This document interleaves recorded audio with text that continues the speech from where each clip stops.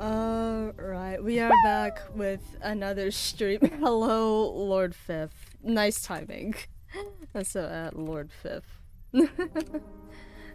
Handsome. Hey, handsome. Piss you off.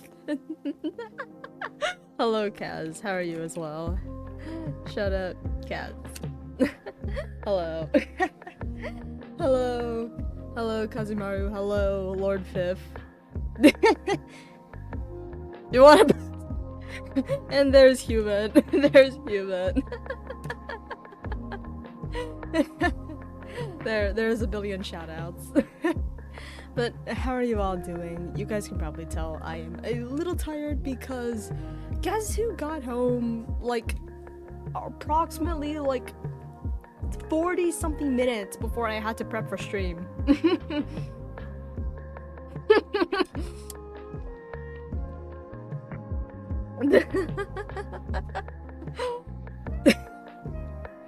But how are you all doing? I hope you're all doing well. Lord Fifth redeemed a second, and Kazuo redeemed a stretch and hydrate already. So Here's your stretch. Big stretch. Big stretch. Alright. And there's a hydrate. Gamer girl bath. No, gamer girl bath water, just gamer boy piss not the piss bottle. Not the piss bottle. Oh, come on. But yeah, how are y'all doing? I am tired, but hopefully today will be today I will have enough energy to get a decent amount of chapter hello tired. Yes. A decent amount of Reverse 1999's chapter 11 done, and I will be doing Sentinel polls as well. So yeah, let's not waste any more time before I get too tired. This is probably going to be a bit of a shorter stream, I guess.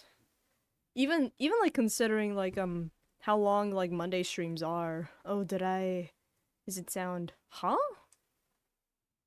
Eh? What do you mean?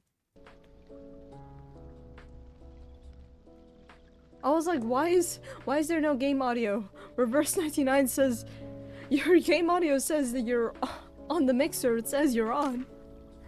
There we go. It's now here. There we go. 7 hours and story. Let's go. Oh my god, no. This is probably only gonna be like this is probably only gonna be 3 hours. It's probably only gonna be 3.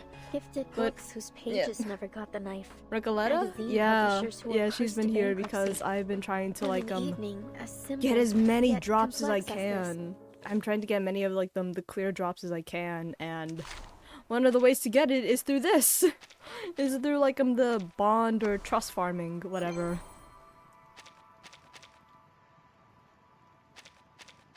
One of the ways to get it is that Barbara's gonna get hit by that car. She's gonna get hit by the car! No! Move out of the way, Barbara! You're gonna become roadkill. That's gonna be one really big roadkill if a sheep ends up. That's very big. But, alright. Yep, alright. Let's not waste too much time because we got quite a bit to do. For starters, it is her banner. She's here. Sentinel. I've been waiting for her for a good while. I've been waiting. And now she's here. Alright. I'm actually, this is like the first time I'm properly anxious for like Reverse 1999 pulls because I want to get Charon as well, which probably I'm going to pull for Charon and then probably finish chapter 11. If not, chapter 11 might be broken up into 3 streams. But yeah. Alright. Do you guys think we can get our first 10 pull? You guys think so? By the way, we got nothing. This is the single pull Nautica. This is the collab banner, and yeah, nothing. There's nothing. So all right, let's pull. And it's yellow. Disappointment. All right, we're gonna more yellow. Okay, there's 2 at least. All right, early sentinel, please. Early sentinel. Fuck you. If I'm going through this really quickly. No. Am I actually gonna go to? I'm probably gonna go to pity for this. Yes, I am gonna go to pity, cause that's what I started with, like a 128. That's already what 50. Then, so this is. There it is. All right. Who do you guys think it is? Who do you guys think it is? Please. Mineral. Yes! Let's go! Salute, Timekeeper. May our cooperation be a pleasant one. Alright, she came Not over. worry about my accommodations. Little more could I ask for but the peace and quiet of your suitcase. There she is. Alright. Being called my in-game name like that, Timekeeper, yeah. Yeah, because Timekeeper is the title of, like, a character. It's the title. Oh. Gifted books whose pages never got the knife. Alright. Magazine publisher. Sentinel, where are you? I pre-farmed everything. For starters, you have a portrait. A couple of them probably have portraits, so that's that. Oui, je m'en souviens maintenant. Dans le... Yeah, she's French. Guys, she's French. Don't be mad at her. She's French.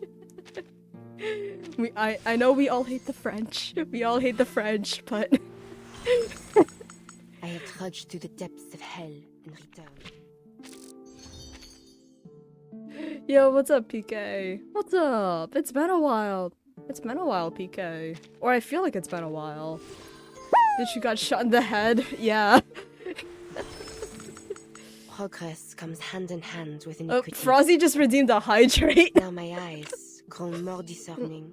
Hello, See through their Frozzy. lies, I appreciate you and lurking. I shall Oh halt my their god. wicked schemes. Just to all go. Oh my god. Oh my god. Alright.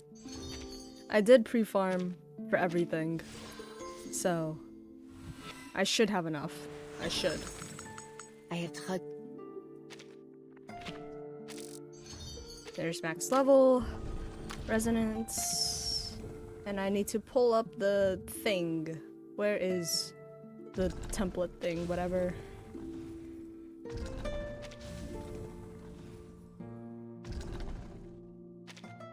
I'm like trying to like slowly scroll through it while like going through this quickly. Yep. That's fine. Build. Level 9. Oh. The Howl. Senior's Howl. There's 10. Alright. And she wants this pattern, right? Which I can craft and use. And now... Equal balance. She wants... Copy paste this plan. Thank you, Pridewind. That is... Okay, there it is. I was like, where's the howl piece? I was like, oh, okay, there it is. There's the sinuous howl piece. Right. And we have... There. There we go. Oui, So, je m'en souviens maintenant. Dans le bureau de grand-mère, alright. nous étions assis. We got her psych tube as well, which I can level up a decent amount.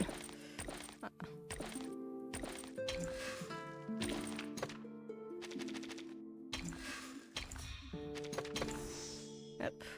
I think that's all I can do. Yep. It's been a while. How have you been? I've been doing pretty well. I've been doing pretty well despite how much I've taken on my plate. Despite how much despite how busy I've been. Alright. Swap over. There we go. There she is. On the battlefield, there is There little she difference is. between humans and arcanists. She's here. We are not but pawns to be moved by the commander across the board, or numbers printed in a newspaper. We can be anything. Anything but ourselves. Alright. Claim all of this.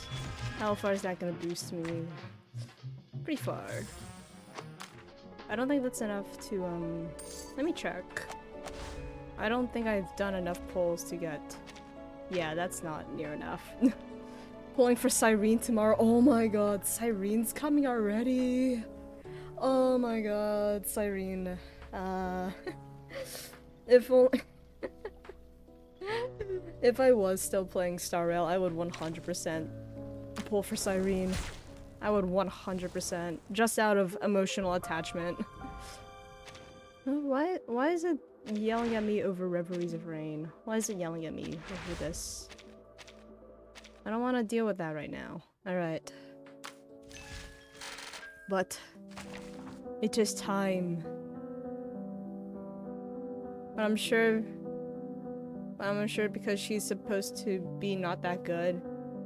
But she's just so pretty. She's an Alicia. You must pull for Alicia. She is an Alicia. It is a requirement to pull for Alicia. It is a requirement. Alright. I'm not sure if I've watched this What before, was it but that we wanted? speak French, damn it, speak French to my To be remembered Hey, she's as got a hero. girlfriend, okay? She's got a girlfriend. Hey, chill it. Cool it, she's got a girlfriend. Before you go to the guillotine. No, she's not rich, okay? She's not rich. She doesn't get the guillotine because she's not rich. Okay. Rose. Or to perish and be forgotten. Yet we knew we never had a choice.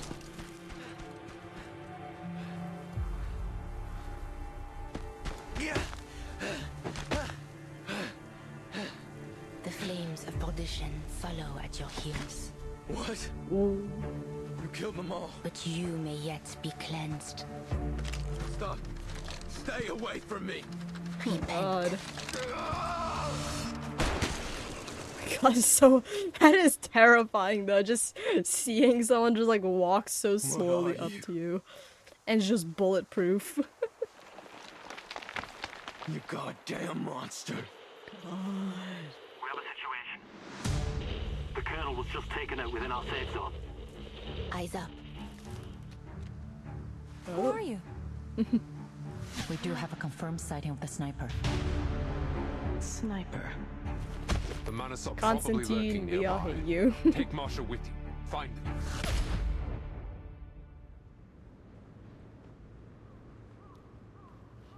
God.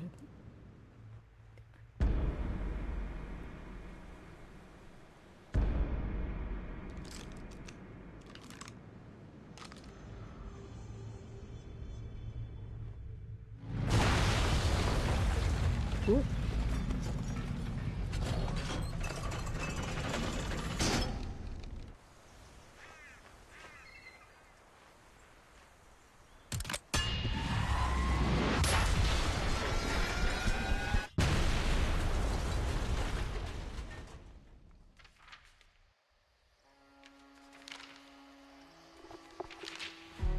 Six years of war has deeply shaken our faith and our resolve.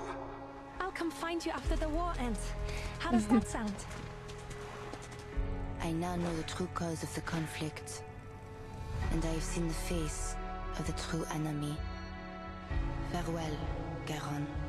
I want you to save yourself. On the 11th hour, this war will come to an end. Oh, not the 11th day of the 11th month. Scheiße! Sanitäter! Hilfe!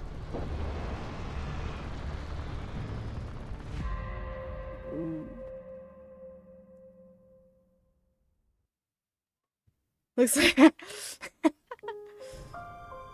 if land can get stolen, then the French bitch can get stolen. Oh my god. That's insane. Gotta do some homework, but send my regards to you once he comes back. Have a good one. Thank you, and thank you for dropping by, PK. Thank you. Hope you don't melt your brain over homework. Hope you don't melt your brain. And I'll tell Hubert. Looks like Sassy. Yeah, it is. It is. It's Doomed Yuri. This entire game is just Doomed Yuri. That is the entire game. This entire game is just Doomed Yuri, and that is it. It is just Doomed Yuri over and over and over again, but it is like Doomed Yuri done well. There's like the main protagonist has had Doomed Yuri, then a bunch of side characters have gotten Doomed Yuri. Entire chapter 6 was just Doomed Yuri. The entirety of chapter 6 was just Doomed Yuri. What else was doomed, Yuri? A lot of it was doomed. A lot of it is. It's just the entire game. It's the entire game. Alright, alright. Do I remember... So... I'm trying to remember what happened. We confronted Arcana, and then Nautica, and now, like, there's like a newspaper thing that we found that says that, like, what, it's like 1918 already, and the war is still going or something, or 1920? I forgot exactly. I think it was 1920 when it said, because the World War I was like 4 years, right? Or something, close to 4 years? How long was War I? Just over 4 years? Yeah, just over 4 years. 1914 was the start. Yeah, that means this is 1920 now. It's now 1920, because the guy said 6 years, which I learned that from Bible study. Damn, I didn't know Jesus' lore included World War I. I didn't know that Jesus' lore had that. But yeah, in this alternate world, that means they haven't finished World War I. The 11th hour of the 11th day of the 11th month. It doesn't. The preachers tied something about Jesus' lore of the World War. That is interesting. That is interesting. That is interesting. Alright. Let's continue. Let's focus. Okay, where are we? That is... What? Is that Madame Z with... Yeah, we see Vertin, Sonetto, and... Is that Constantine? I can't tell. I can't tell who that is in the back. Although I have reason to think it's Constantine. Yeah, this is Foundation. Yeah, this is... Yep. Yeah. Alright. So that is probably Constantine over there. Alright. After the flood, a new era bearing many marks of another time, caught in an endless spiral of war. Alright. A long, long way.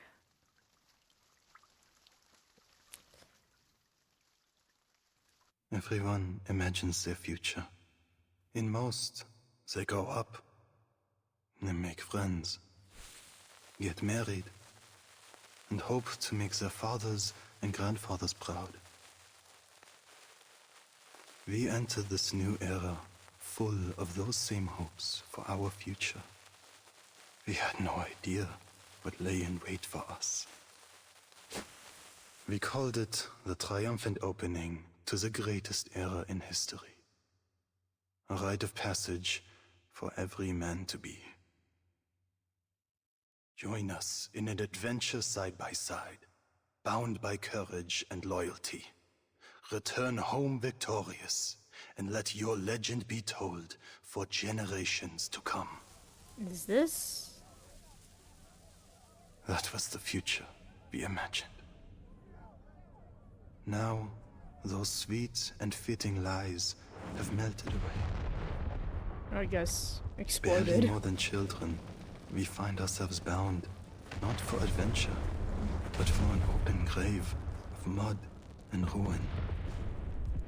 Those of us who were lucky, There she is. unlucky, to survive this battlefield, were forged into something new. Numb, cruel, corrupted.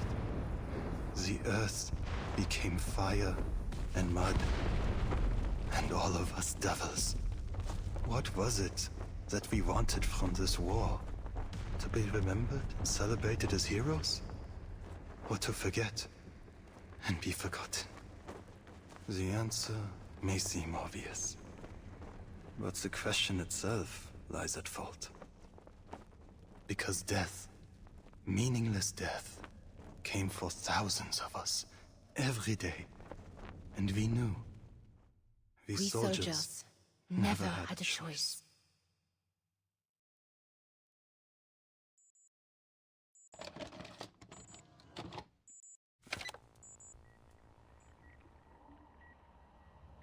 Oh. What do you see? That's Mesmer. Alright. And then I was almost a Jehovah's the door-to-door Jesus lore merchant. Oh my god, oh my god. That is that is some crazy personal lore. I was almost a Jehovah's Witness. Oh my god. That tomboy got me up. True that. Real. Alright. It's cute. Hi Rex. Sadly I gotta go drive right now. Thank you for dropping in, Lord Fiv.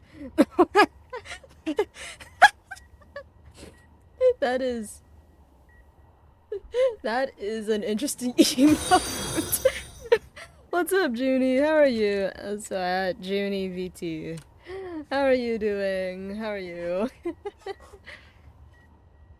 And Eris Mew, thank you so much for the follow. Welcome. Okay, we got Mesmer. It's oh my god, I forget. Verta without a hat seems so. Verta without a hat. I'm so used to seeing her with a hat. I'm so used to it. Good. Thanks again for the invite and had fun on Repo. Well, thank you for joining. Oh my god. I was at least lucky enough to where my family didn't force a religion on me. I was lucky enough for that. That being said, they had different expectations of me. Alright. It's an iceberg. Anything else? That is flood that drowns the entire area. It's the bomb.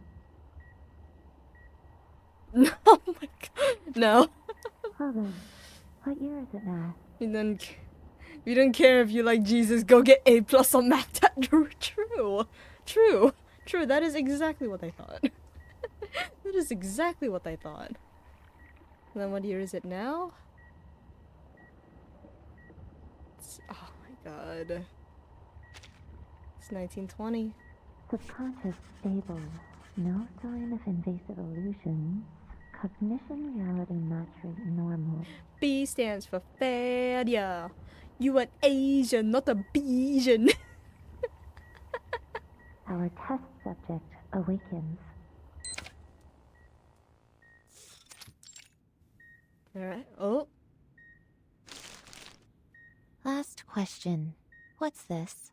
Oh, this is just a big fuck you to the colorblind. The colorblind people. B stands for be home when you get A. B stands for be no more rice.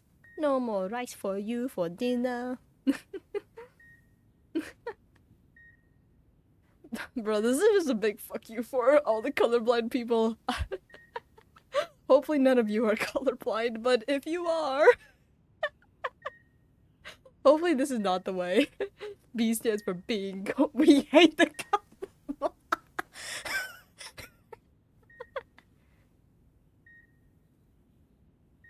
Shadow. That is an elephant. It's an elephant. An elephant. Exactly. Her questionnaire realizes she should have expected nothing less but a blunt answer. Correct. A plain and simple answer like that is an excellent sign. This test isn't like the others, from the artificial somnambulism we used to go through. It's a special examination we've prepared for all personnel involved in the Antarctic operation. It wasn't my idea, by the way. Is it because of Nautica or something? Is that a gangster's paradise? Paradise as I walk through the valley of shadow of death. Oh, it's clearly a duck. Yeah, it's clearly a duck. It's not an elephant. It's clearly a duck. She powers down her equipment. The whirs and hums of its electric current fading with a soft drone.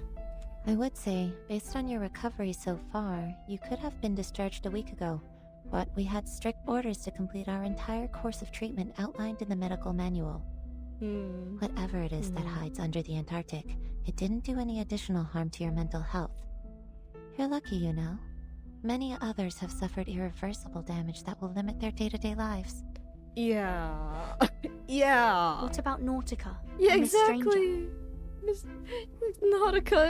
Nautica has so much trauma and so much religious trauma, so much just like she has a lot of things to work through. That is a lot within like 100 days. And there's also like the religious trauma that like stems very deeply with what she was just told, and then I have no access to Miss Stranger's information. All I know is she's been sent to another department for treatment. but As hopefully for Nautica's Nautica, okay. she's doing great. Oh, really? Mesmer Jr. offers her judgment in plain terms. Where is she now? Does she have enough space to stretch? Yeah. Mr. Hoffman cleared out a lecture hall for her. I Oh, wouldn't nice. call it a palace, but it's spacious enough to meet her needs. Okay. And a lecture hall is actually pretty big. I mean, at least the lecture halls I've seen, they're ginormous. Too bad, though. Now she's being cornered in there by every arcane biologist, ancient myth enthusiast, and crazy ritualist we have on staff. Oh no, they all see her as some cryptid creature. No! I guess they've decided she's an invaluable opportunity to learn more. It makes sense, but we've known her as a person. Leave her. Exactly, Mew. Exactly. Leave her alone. Okay. And are you sure are you sure she's okay? She went through a lot of shit in chapter 10. She went through a lot. And like, her problems don't go away the moment she turned into that big creature. Her problems did not vanish. Or at least I don't think they did. I don't think so. You do have access to that hall if you really want to know how she's doing. Just go knock on her door. She's also been asking about you. Okay, that's good. That's good. Alright. The therapist averts her gaze and shifts away to end the conversation as she begins to tidy the ward. A soft knock at the door breaks the awkward tension. Timekeeper? Sonetto! Come on in, Sonetto. God. Vertin without her hat. I will never get used to the sight of Vertin of hatless Vertin. I will never get used to that sight. A splash of orange from her hair is a welcome break from the dull gray and white. Sonetto casts a polite glance toward her old classmate. Hi, Mesmer. How's the timekeeper doing? She's good to go. Thank you. Just a minute. Sonetto recalls today's agenda. Timekeeper, Madam Z said the Storm investigation team is back. She's waiting for you in Madam Vice President's office. In Constantine's office. Okay, great. Let's head that way then. Yeah. You two have fun. Take care. Mesmer Jr. sees the guests out, staying behind to wrap up her final tasks. The aftershocks of the 10th storm still ripple through the Foundation. Though they've long grown used to changing times, the staff move through the geometric corridors less like a well-oiled machine and more like a clogged artery. There's so much tension in the air now. I suppose because this storm was different from the ones we've seen before. Very much so. It wasn't just a storm, it was straight up almost a Noah's Ark. I look forward to hearing what Madam Z has to say about it. I don't intend to waste my time on this anymore. I need to catch up some time. Yeah. The story is still something to definitely keep up with, even if you don't play... Reverse 1999 is definitely a game where I don't think you should play daily, just because you will run out of things to do. You will. And it will... but it is definitely something where you play occasionally, read the story, definitely. Huh? I mean, that's from my personal experience with this game so far. The committee member strides out of the office, his face completely distorted, in contrast to his neat uniform. Another man rushes behind him, doing his best to keep up his pace in check. Please, I thought we reached an it's agreement, this guy. Aaron and I. It's this guy. Shit. I recognize this guy from, like, chapter 4 or whatever. When they were, like, discussing about, like, whether Team Timekeeper should be a thing or not. However, the one he's chasing has already reached the fork at the far end of the hall. Naturally, I accept the committee's decision. If you really think we don't have to prioritize the Manus, then be my guest. Our top priority is to restore peace and order to this era. You should know that. We're at war, Mr. Pacifist. One far more dangerous than you could possibly conceive. There's a reason why it was called the Great War. There was a reason why. Pacifist? What do you mean, pacifist? Irene doesn't respond. He turns down the left path and disappears from view. The pacifist committee member gives up his chase and leaves the other path and takes the other path. The room they just came out of, is that? It does appear so. The Vice President's office. Oh. Let's go. All right. After you.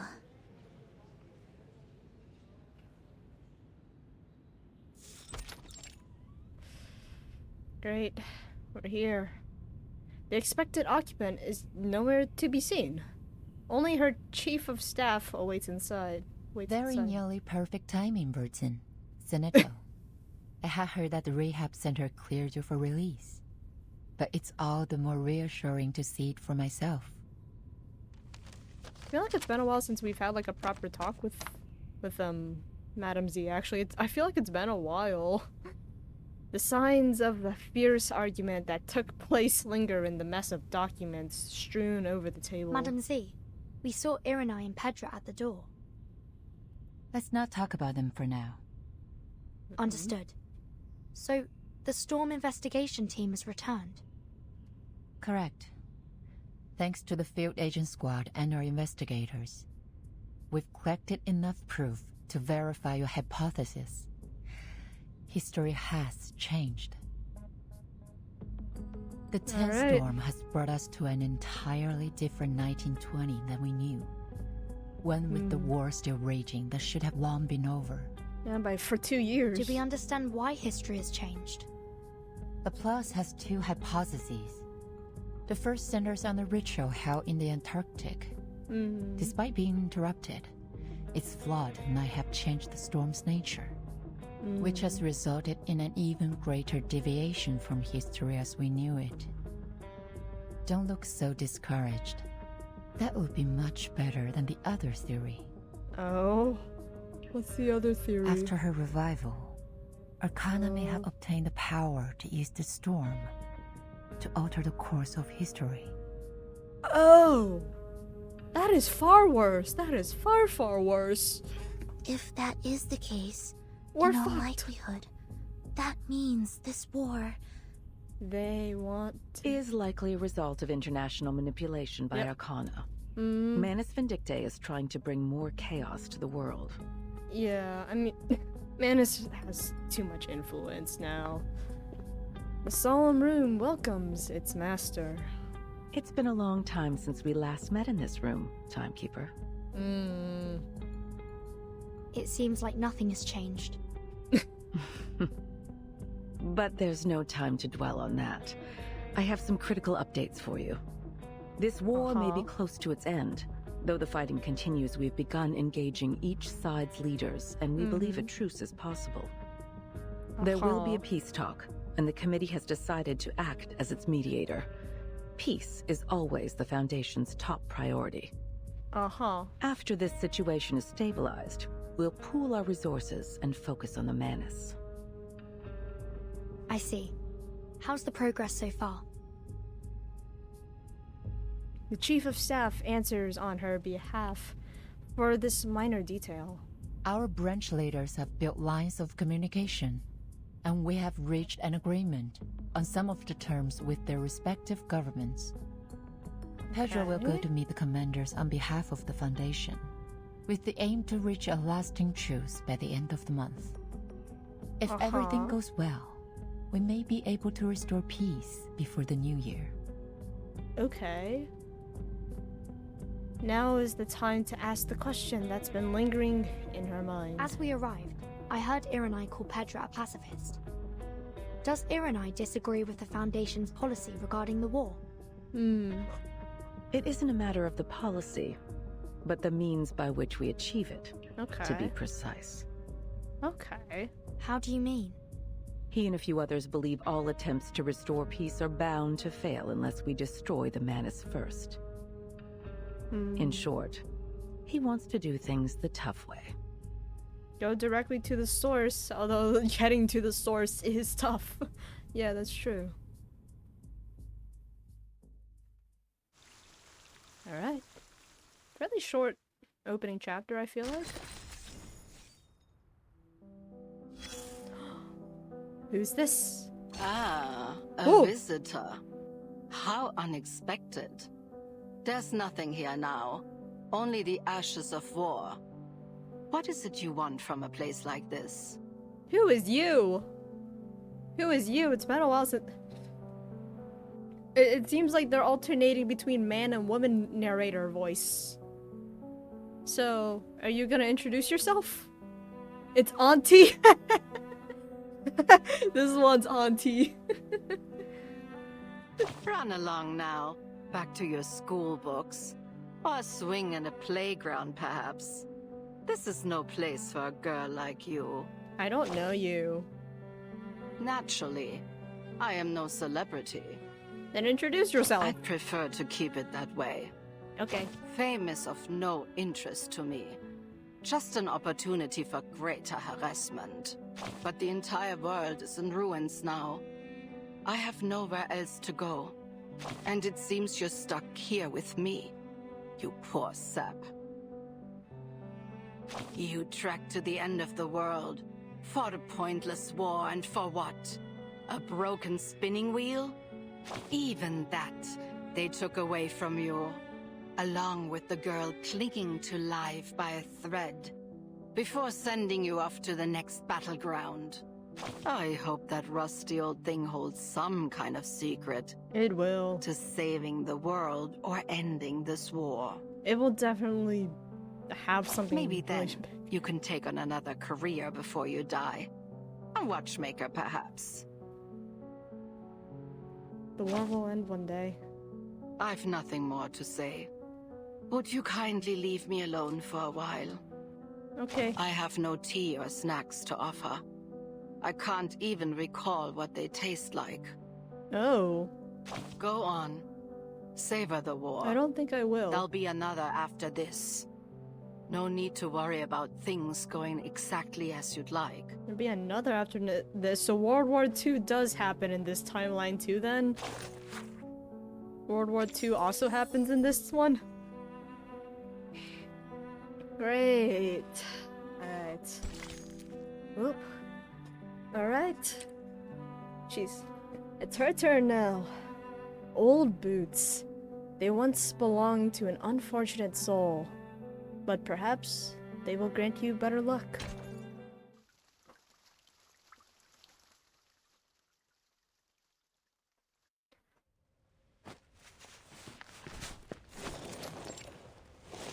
I mean, you have a ghost named Click in the suitcase? Oh. Soldiers lay a corpse on a dry wooden plank, making an effort to place their fallen comrade in something resembling a peaceful pose. The plank, formed from dismantled ammo crates, has been formed into a makeshift sledge, complete with a small set of wheels.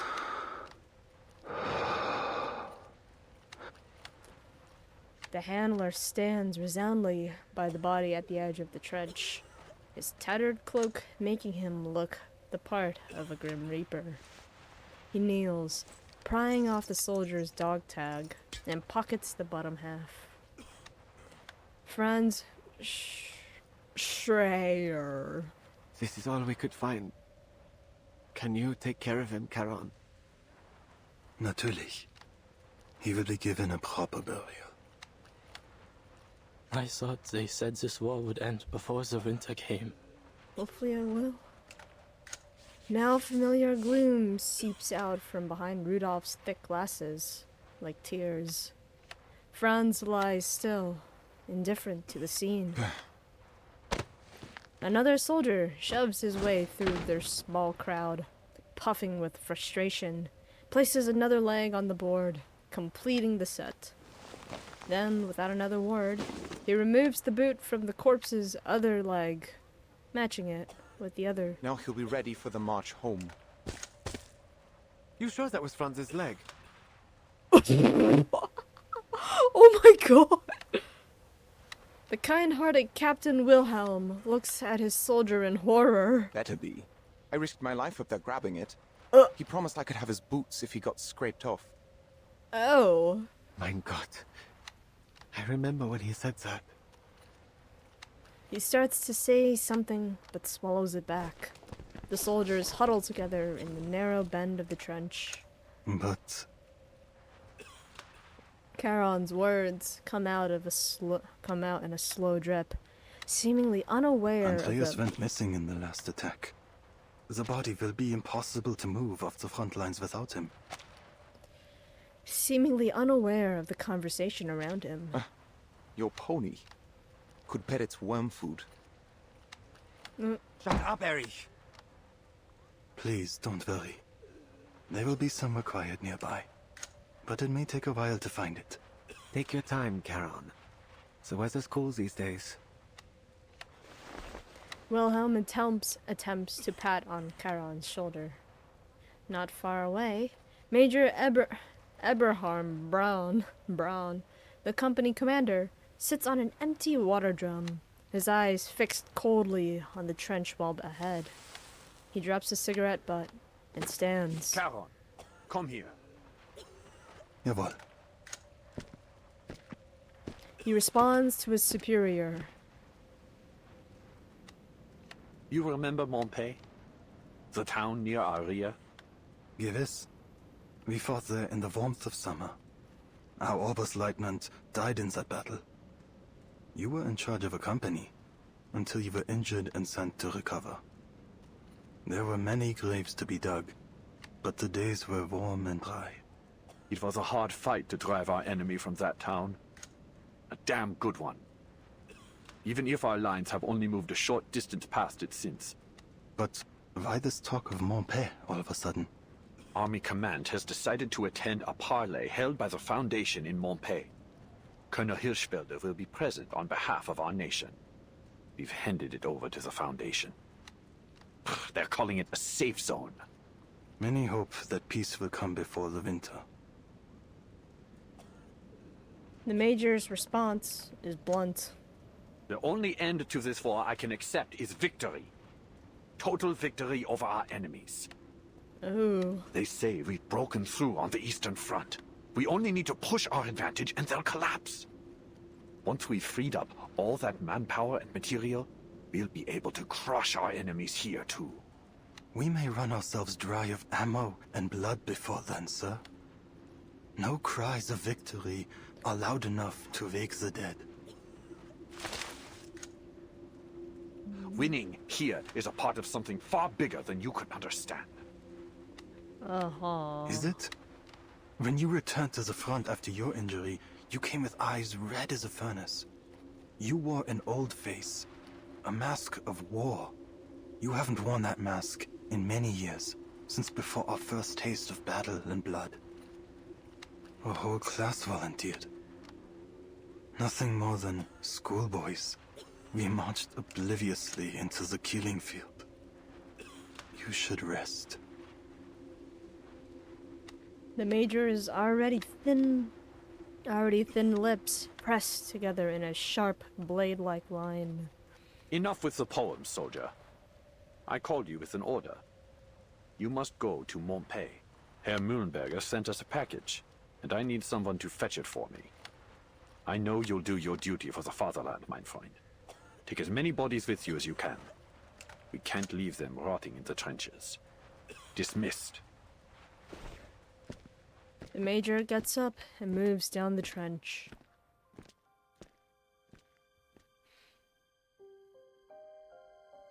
Montpay looks like it had been a nice little town. Before the war. Now, its old streets and laneways are pocked with craters and crumbling buildings. Cruel reminders of the brutal battles that raged through it. Silent screams still echo to me from its laneways. A reminder that a man who has seen war will only find peace when he is dead and buried.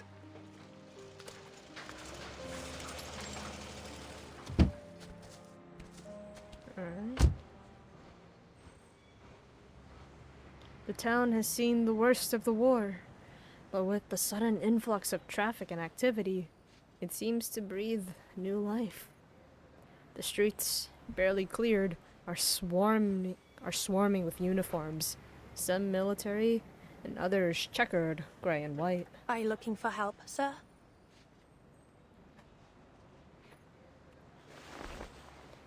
His head creaks in the direction of the voice, finding a young woman, likely a medic. Her golden badge marks her as the Foundation's employee, but even more striking is the armor layered over her coat. Hold on, soldier. I'm Krankenschwester Mascha. Please show your face so I can verify your identity. Guten Tag, Schwester. What lies beneath this mask will not give you the answer you seek. Here, let this serve for identification. He rummages out a notebook from his coat, retrieving a folded ID card from within.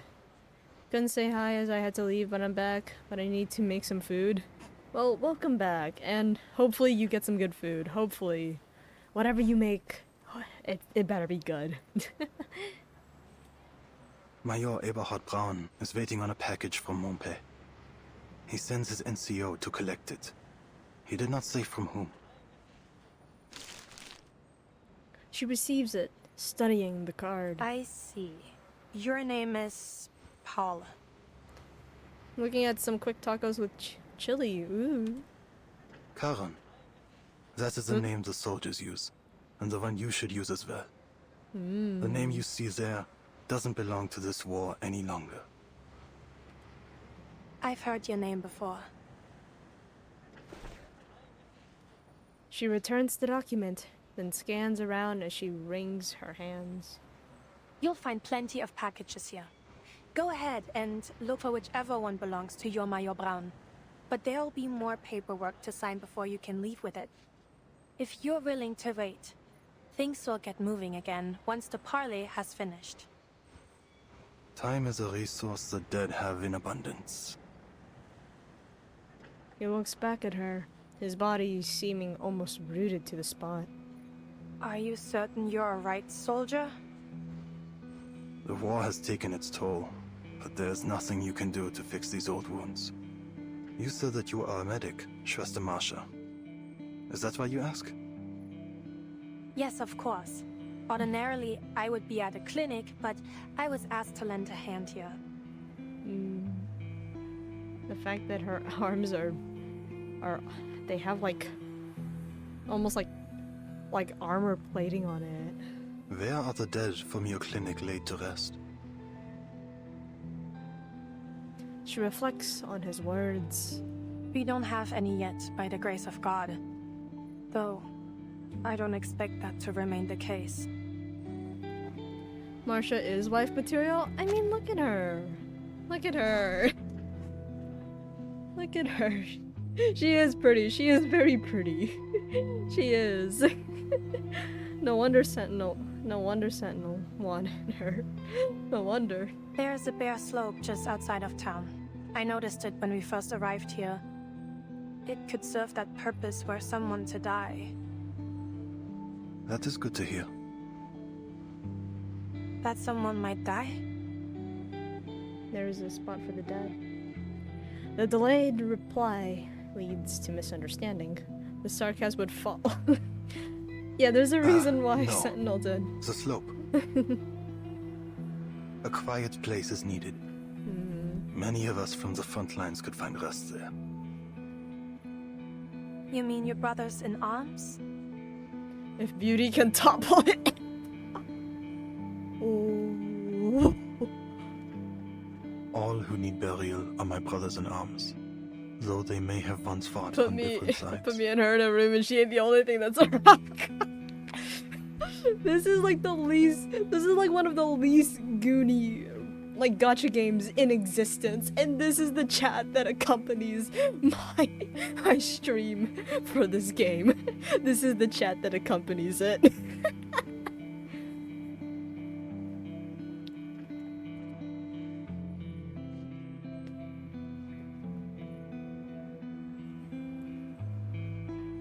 Should there be any in your clinic that need it, they will find rest there too. In a coffin under a marker to remember their place as is fitting, if you will allow it. So be it. You're offering them more decency than most others would. I'll show you the spot.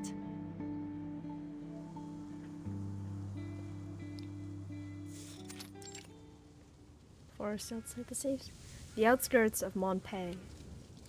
Dense woods conceal most obvious traces, yet small sounds are amplified. Who's there? You've run late. Oh, I barely made it. This whole area is under heavy guard. Ooh. The soldier squints, eyes narrowing at the gray-blue uniformed figure ahead. We simp for modest women, not the bodysuit. Where's Hector? True. He never mentioned you. Give me the countersign. He raises his weapon, framing the stranger in his sights. You hear me? Who the hell are you? Yet his target is unfazed. 2 paths lie ahead for you. What are you talking about? In one, you lead me to your commander. In the other... She lowers her rifle, bows her head in emotion, almost like a prayer. You are led into perdition. To a prayer. It stuns the soldier for a moment. Oh.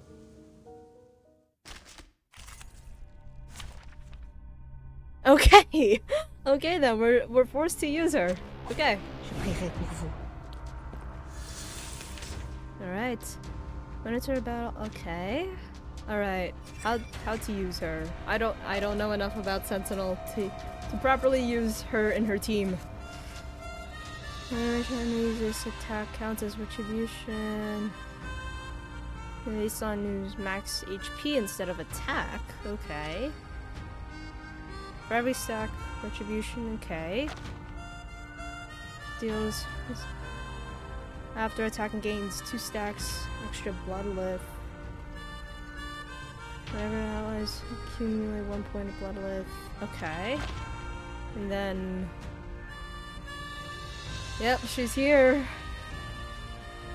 Our tense. Oh my. Okay, so this is the her special gimmick. All of this here. Okay. Oh, one. The hidden by God's grace. Should have done the other one. That's okay. The enemies of peace shall be stamped out. Oh! Now is the time for repentance. Okay. A worthy victory. But the fight is far from over. God. They did good with her. They did good. That wasn't even a fight. The final gunshot rings through the thick forest, then fades away. She crouches, retrieving a pouch from the fallen enemy. In the mess of documents and maps, she finds the note she needs. Foundation, Barley, Hirschfelder. After reading it, she looks northeast. Beyond the tree line lie the ruins of Monte. Ooh, going pretty quick so far, actually. What's this? Best wishes, rumors, entertainment, seemingly trivial or deeply meaningful. Meaningful outpourings?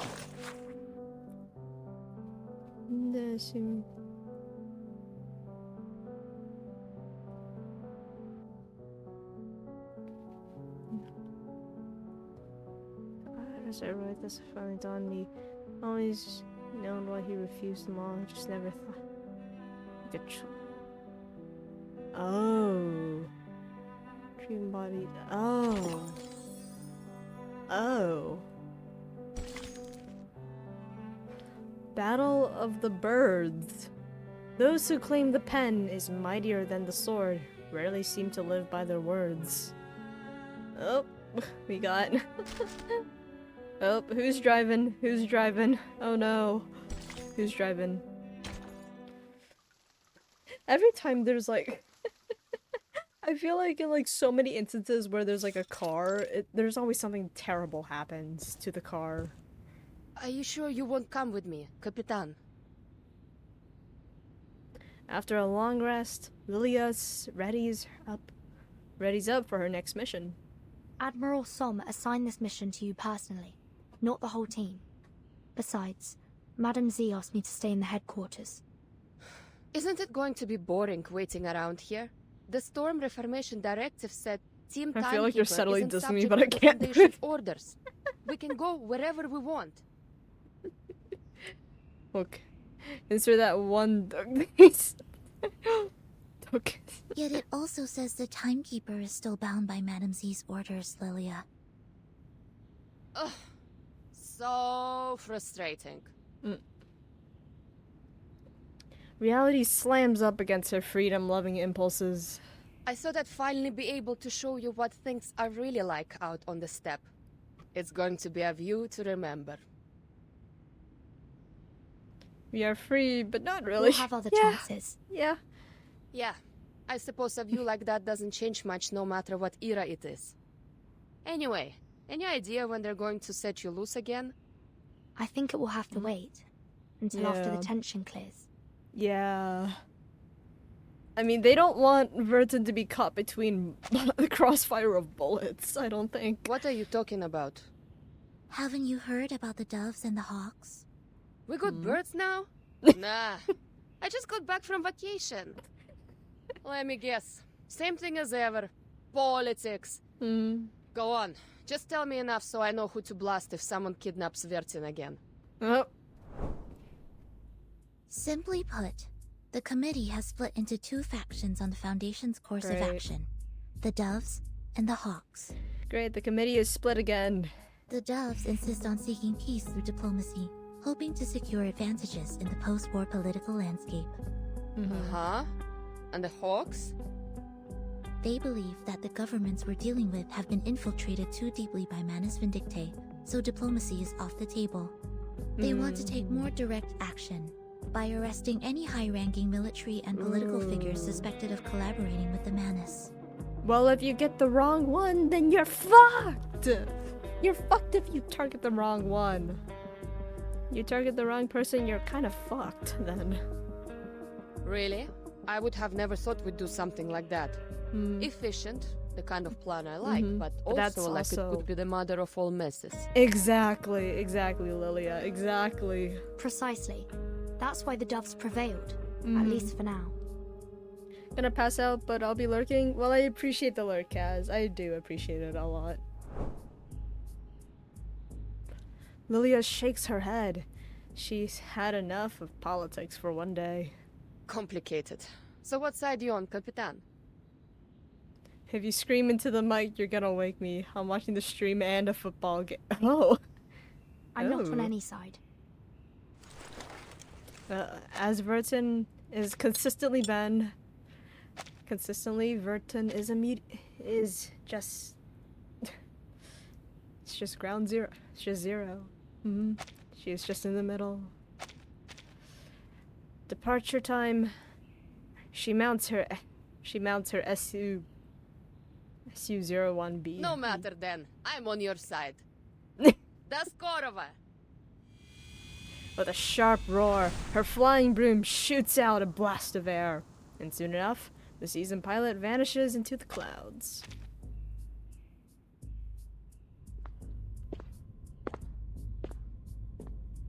People are dying out there. We have to reduce the number of decision makers. We can't afford any delays. I need all the faction leaders to reach an agreement before the committee meeting starts. That's why Petra and Irenai were here. Yes, it was not an easy task to persuade Irenai, but we did it. Good. But I'm not on either side. It seems like there's no need for me to stay. Why are you keeping me around? I have my reasons, as I'm sure you expect. Yeah, but are those reasons that are they beneficial to? The Storm Reformation Act won't keep you and your team secure forever, Verton. The final result of this meeting, whatever it is, will change many things. That may mean more latitude and resources for your team. Then again, it could mean the exact opposite. Anyway, if you intend to seize anything from this opportunity, you'll need to stay until the meeting's over.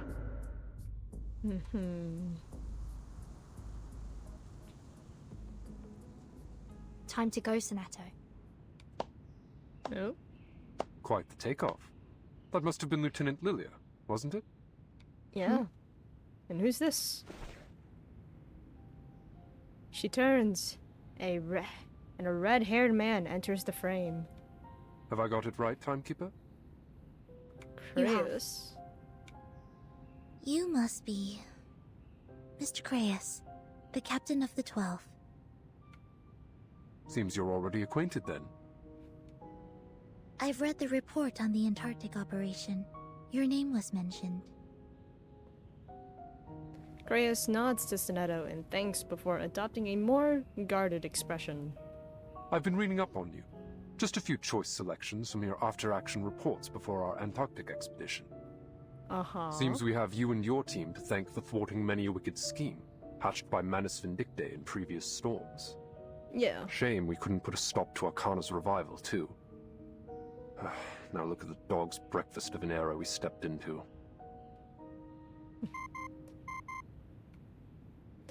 A communication request comes through at the exact moment. Creius is about to speak again, but lets it go. I do hope we'll have the chance to cooperate more closely in the future. Feel free to call on me if you find yourself in need, Timekeeper. Thank you, Mr. Creius. I'm afraid further introductions will have to wait. We're called elsewhere. The brief encounter ends. Creius remains where he is, pressing his communicator. Speak. I passed along our intel about Manus Vindictae's possible infiltration of the safe zone. Anyone's guess if they're gonna do a damn thing about it. And Marsha was seen leaving the safe zone with an odd-looking German soldier. Any idea where she's heading? Place to bury the dead. I kept my distance. Didn't want to risk exposure. Should I have any concerns about it? Whatever he is, I don't get the impression he's with the Manus.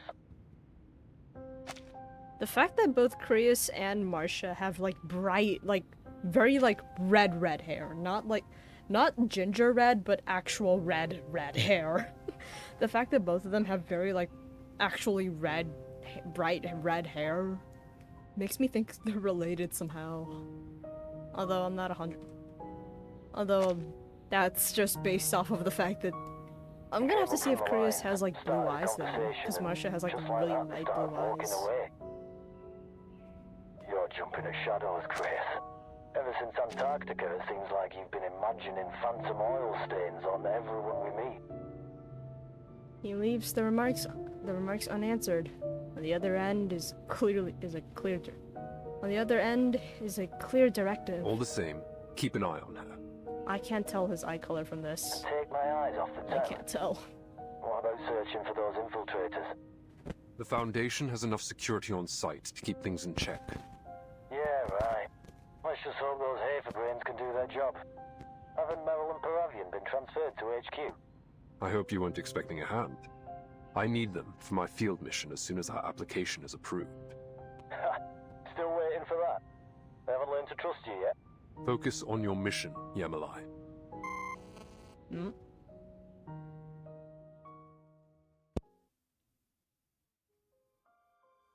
Not many of us have any real idea what it's like to view the trenches from above. But in my haunted dreams and flashes of imagination, I picture them as claw marks. Interesting. I keep returning to that thought over and over again.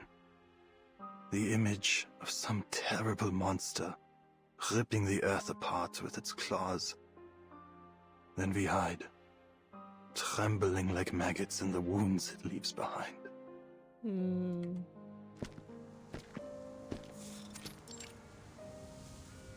Here. Garon stops, staring out over the woods, only just beginning to advance on a slope that bears the scars of trench work and artillery. It is quiet enough, but the dead may come to outnumber the empty lodgings below. I wouldn't have thought the dead mind having neighbors. The real trouble is how far it is from the clinic. He lets his gaze drift from the hills to Marcia, settling on her armor. There is something about you. A contradiction lying under cloth and steel. I know what you want to ask. Yes, I was a knight once. Oh. She preempts the question. One she's learned to expect.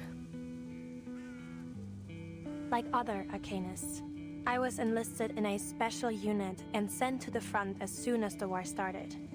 This armor is only a habit. I'm a medic now. It's not much for protection. Modern bullets go through steel this thin like paper. But I want to remember. Only in death does the duty end. Yet you live again with the Foundation. Noch eine deiner Fragen? Diesmal werde ich dir keine Antwort geben.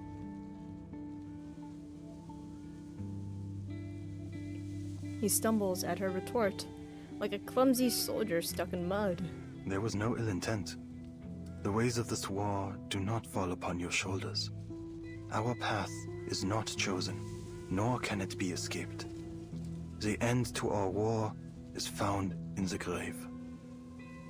I know. Death shouldn't be the only way a soldier like you can find peace. Marcia glances back. The view of Montpey is blocked by a dense forest. I'm needed back at the clinic. And there is work to be done here. Please, hear this apology. You have chosen a noble path.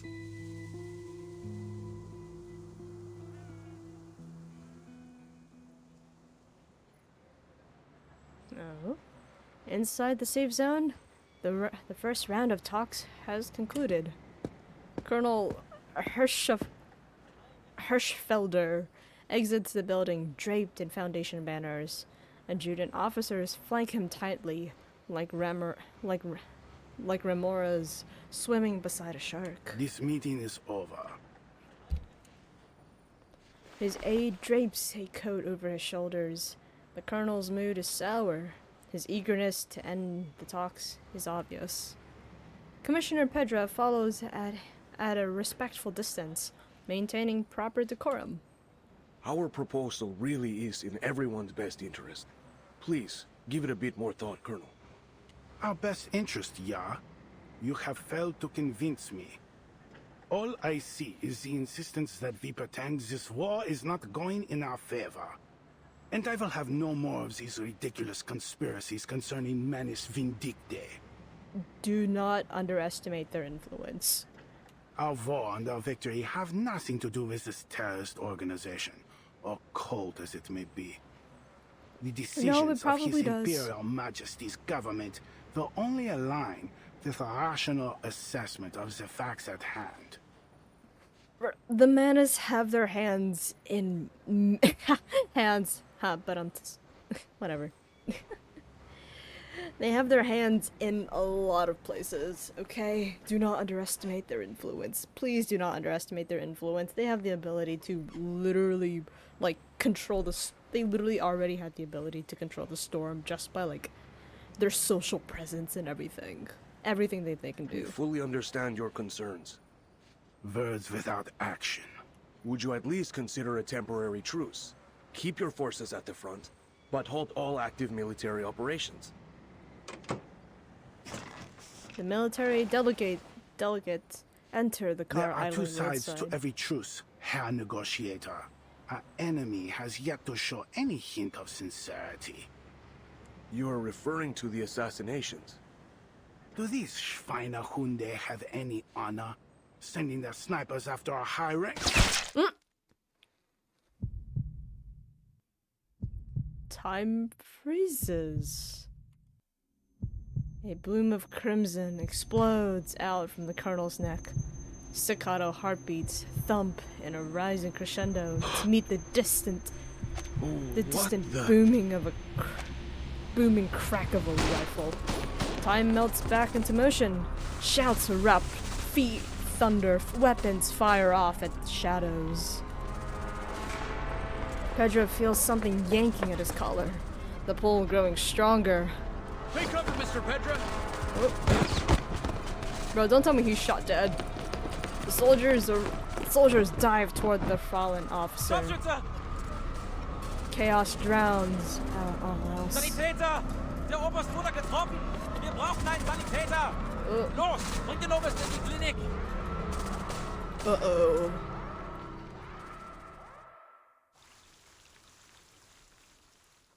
Who shot that?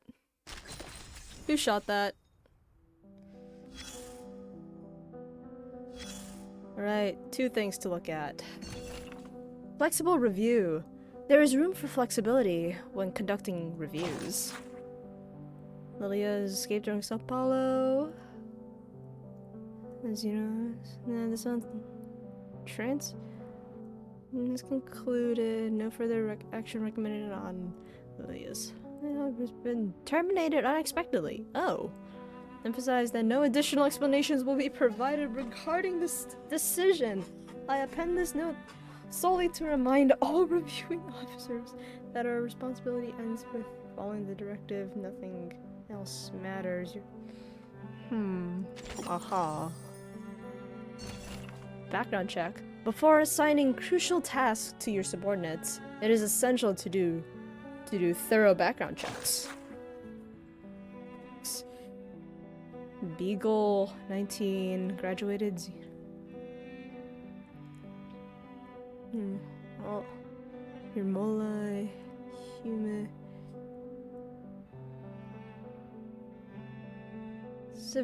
Extensive criminal background. This has kept them on a tight leash. Oh. Blackbird. Merrill? Arcanist. Storm Orphan, taken in. Yes, leave a few recruitment slots open for 12. Huh. Interesting. Grayish blue. Shrouded in shadows and fog. You can jump scare in my visual novel. Exactly. We all thought it was something normal and then bang! Having parted ways with the curious gravedigger, the knight continues back to the Foundation safe zone. Tangled branches rustle, sharpening her mind to alarm. But as her hand twitches to her sidearm, a small and timid creature hops out. Nur ein Hase. Wie schön, dass Sie zurückgekehrt sind. Aww. It feels in some way hopeful. If the hares can return, perhaps to people, flowers, life.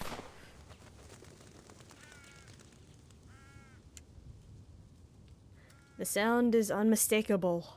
Yet, she questions herself. Was that a gunshot? She drops low, seeking its source, scanning, placing the sound. From the safe zone. Battle-honed senses strain to pick out the smallest detail. The abrupt alert tone startles her upright and out of cover. No ID. But it has to have come from someone in the Foundation. She hits the connect button. Marsha, right? Who are you? No time to explain, just listen. Is this? Colonel Hirschfelder was just assassinated getting into his car right after the parley. The shot went clean through his neck, severed the carotid artery. Damn! Yeah, there's no recovering that. There's no recovering that. He's bleeding out. He's bleeding out. That is... The Colonel's dead? Yeah. But the important thing is that the shot came from the forest, somewhere near your location. Oh. How do you know where I am? Just take cover. I'll call again when it's safe. Who on earth are... The call is cut. Marsha switches the device to silent and tucks it away, stunned. The Colonel dead. There isn't much hope for the peace talks. She repeats the message under her breath, her mouth dry. Can't worry about that now. The sniper may still be here.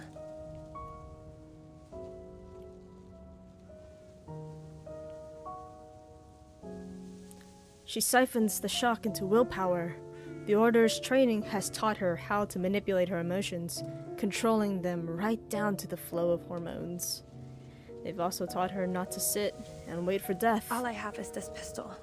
Still, a bullet is a bullet. I'll just need to get close. You're not. Retrieving her weapon, she weaves tactically between thick tree trunks and dense shrubs that offer concealment, inching her way back to Monpei. Between the brambles and foliage, she spies armed figures in the distance. Over there. Who's there? Evidently, she's been spotted too. On instinct, she slumps downward, and the bullet scrapes a long gash across her metal armor. Small caliber. 5 of them, 2 with machine pistols. Their uniforms, unclear in origin. Come out! Ooh, a flurry of follow-up shots shreds bark and skin, painting her armor with splashes of blood. But she leans on her training, slowing her heartbeat to limit her bleeding and maintain focus. Need to leave one alive. Now, to get a little closer.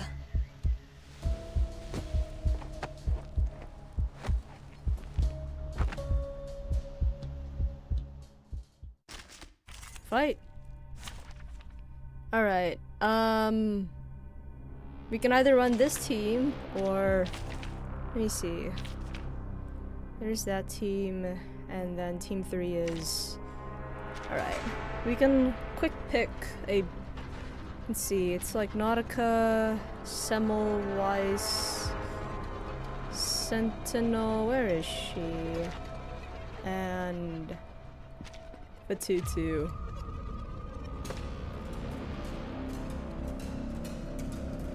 Where's her sight tube? Where is it? There it is. Did I not set that? Oui, oh, I guess I didn't. Je m'en souviens maintenant. Dans le bureau de grand-mère, nous étions assis à ses côtés. I can't read. I don't know what that means. Et d'Augustin. Agnes, je me rappelle encore le parfum de chocolat chaud dans ta tasse. Mêlé de cannelle et de vanille. Timekeeper, it is good to see you. No, worry not. You have made no disturbance.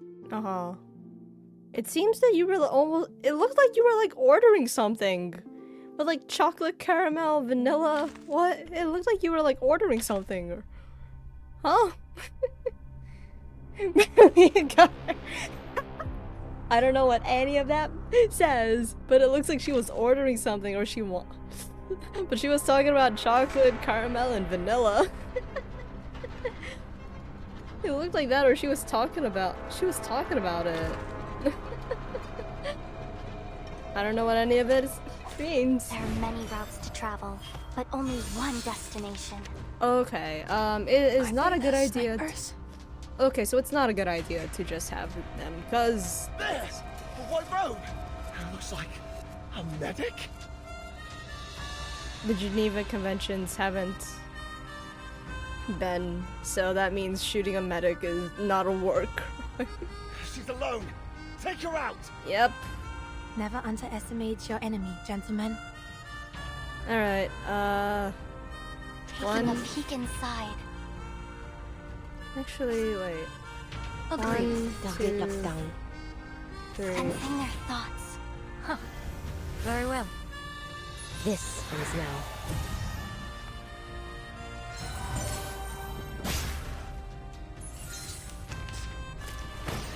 Now is the time for repentance. My god! Oh, before A short hit. Don't waste your time. I was about to say, if she just kills them all right here, my god. Daniel? Fuck! He's down, boss. I should have known the bitch would be a distraction. Oh. Who made that shot? But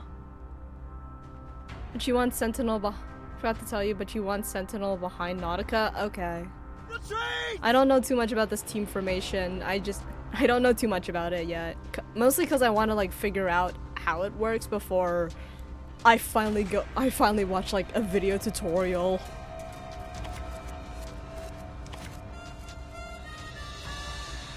Oh my god, it does make me curious. No. Huh, that's interesting.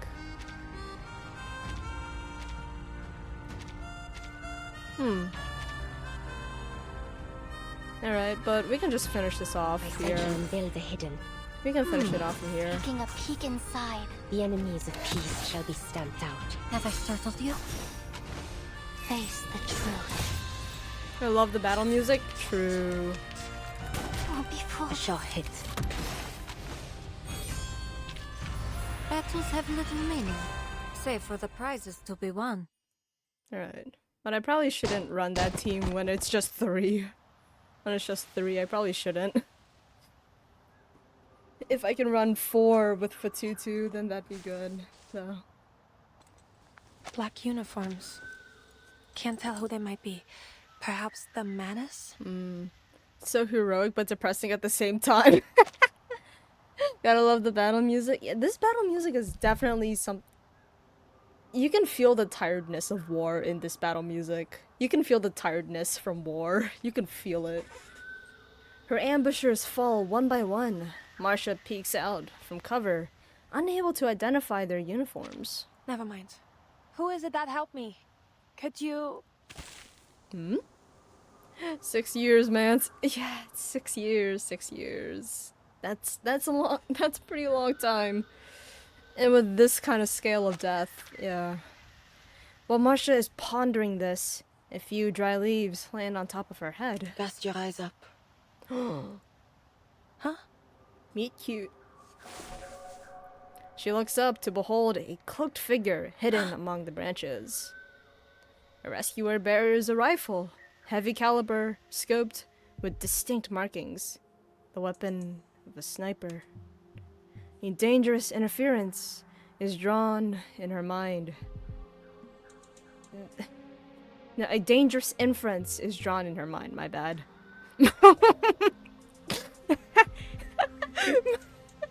She's beautiful. Oh my god. A dangerous inference is drawn in her mind. Yet Marcia begins tentatively. Was it you who shot these men? Do you know who they are? She feels as if the questions are only pebbles lobbed too lightly to reach the perched stranger. You must have something more to say. Why bother showing yourself otherwise? Tell me, what is it that the Foundation concerns itself with here? That's no secret. We're working on a parley to end this war. But one of the representatives has just been assassinated. These soldiers dressed in black could be our culprits. No. They were sent forth to protect Hirschfelder, though they tarried too late. Wait, you know Hirschfelder? Do you have any idea who shot him? Oh? I did. You! Oh. You! acrid smoke stings her eyes, blinding her vision. Why?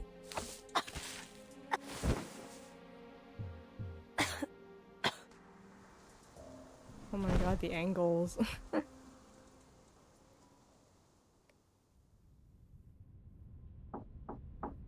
Manus vindictae? No. The Field Marshal will not entertain such a thing. Oh. You've simply conjured up some invisible enemy to achieve your goals. We can conclude only this, that our enemy agreeing to this parley was only a ruse, and that the assassination of our colonel was meant to sow fear in our ranks. We will not yield to such a contemptible tactic. They have chosen war, and we will answer in kind. The line is cut abruptly, leaving no room for negotiation. Confusion and tension ripple through the office, simmering like a pot ready to boil. I just noticed this lamp right here. I feel like I've seen this lamp like 6 different times in my life. This exact lamp with like the gold frame and then like the green shell here. I feel like I've seen this lamp like 6 times in different spots in my life. This lamp is everywhere. I just noticed that. The assassination in Montpellier has been a serious blow to our global efforts. Many nations have withdrawn from our peace talks in response. Did we lose anyone? No. Our investigators on the scene confirmed they heard just a single gunshot at a time. We do have a confirmed sighting of the shooter. Yes, I heard. Yet they didn't fire on her. Which means our shooter isn't likely to be with the Manus. The Chief of Staff nods in agreement, then lays out the situation at hand. The Hawks have reacted strongly to this incident. They're calling for the Foundation to enter a state of war readiness again. Iron Knight gave quite a speech at our last meeting. It's clear the moderates are wavering over to his side.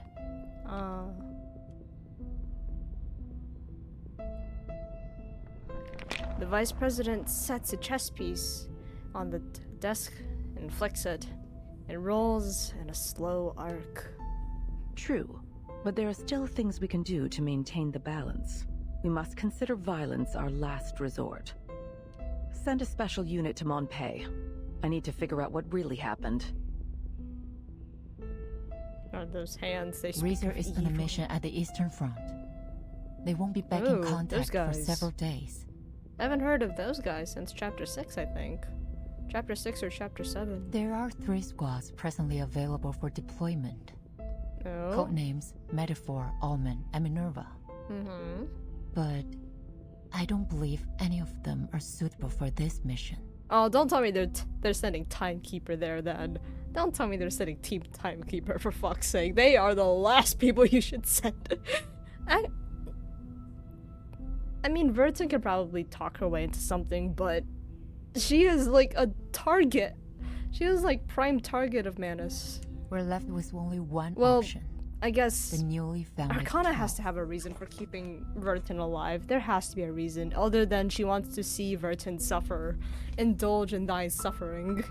No, we send the children to war. God, send the children. It is time. Send the children. God, this is awful. That's Craeus's team. I'm sure he'd be eager to buff up his resume with this mission. He's eager to prove himself. All the members of the 12 used to work for Craeus at the Visuals Bureau. Their experience could be useful for this mission. Many of the arcane crime cases they cracked involved the Manus. Okay. I understand he's been seen in the company of several prominent Hawks. He even spoke with Erenai several times.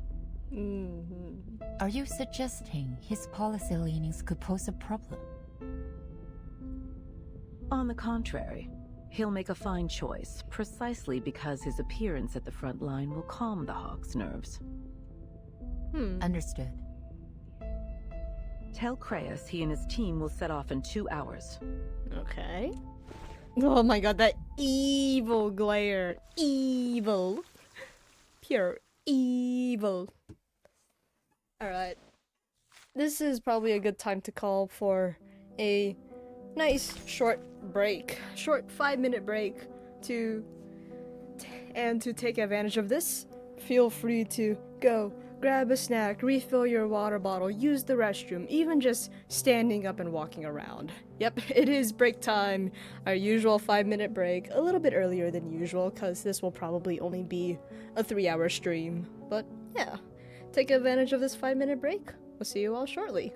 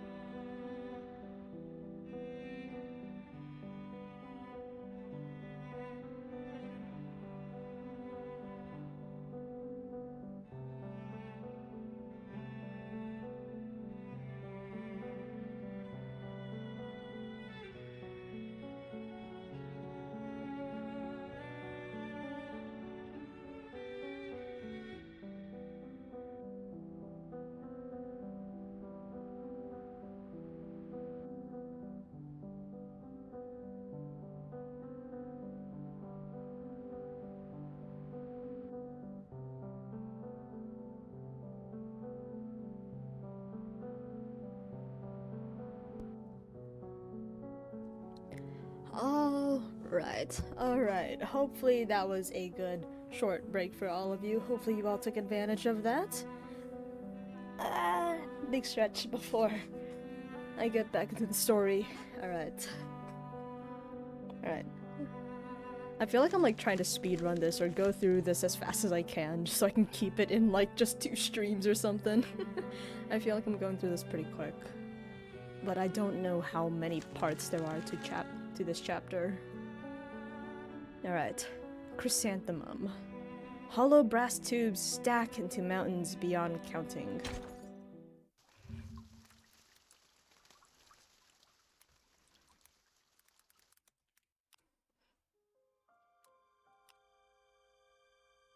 Since the first grenade exploded in our trench, we've been dreaming of the moment when the guns fall silent and our commander calls out, "The war is over." The marshals will attend the victory banquet in His Majesty's palace. And the officers will pin shiny medals on their chests. And we will get to go home.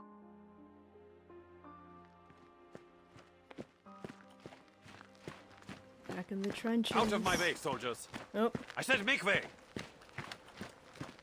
This call to arms is passed through the winding trenches, passing over veterans slumped against the walls with indifference. What's wrong? Major Braun, the battalion commander, storms around a corner, followed by a long line of recruits. Wilhelm, 2nd Company. Recruits with heads bowed. Wanna go back? Well, thank you. Thank you. Jawohl, Herr Major. Wilhelm straightens up, meeting the eyes of his commander. Major Braun points to the line of recruits behind him, their faces blank and strangely foreign. You will be in charge of these runs from now on, and I'll need you to choose the pick of this litter to join the stormtroopers. Oh. Jawohl, Major. The major claps Wilhelm on his shoulder and boldly steps up to a firing position. He clears his throat. Soldiers, I have some bad news. Half an hour ago in Monte, at the site of this so-called parley, our representative, Colonel Hirschfelder, was assassinated by a French sniper. What? Helmets swivel, voices turn from sharp whispers to despair. How's the Traum? The devil is he talking about? How could a sniper have made it so far behind our lines? Shh.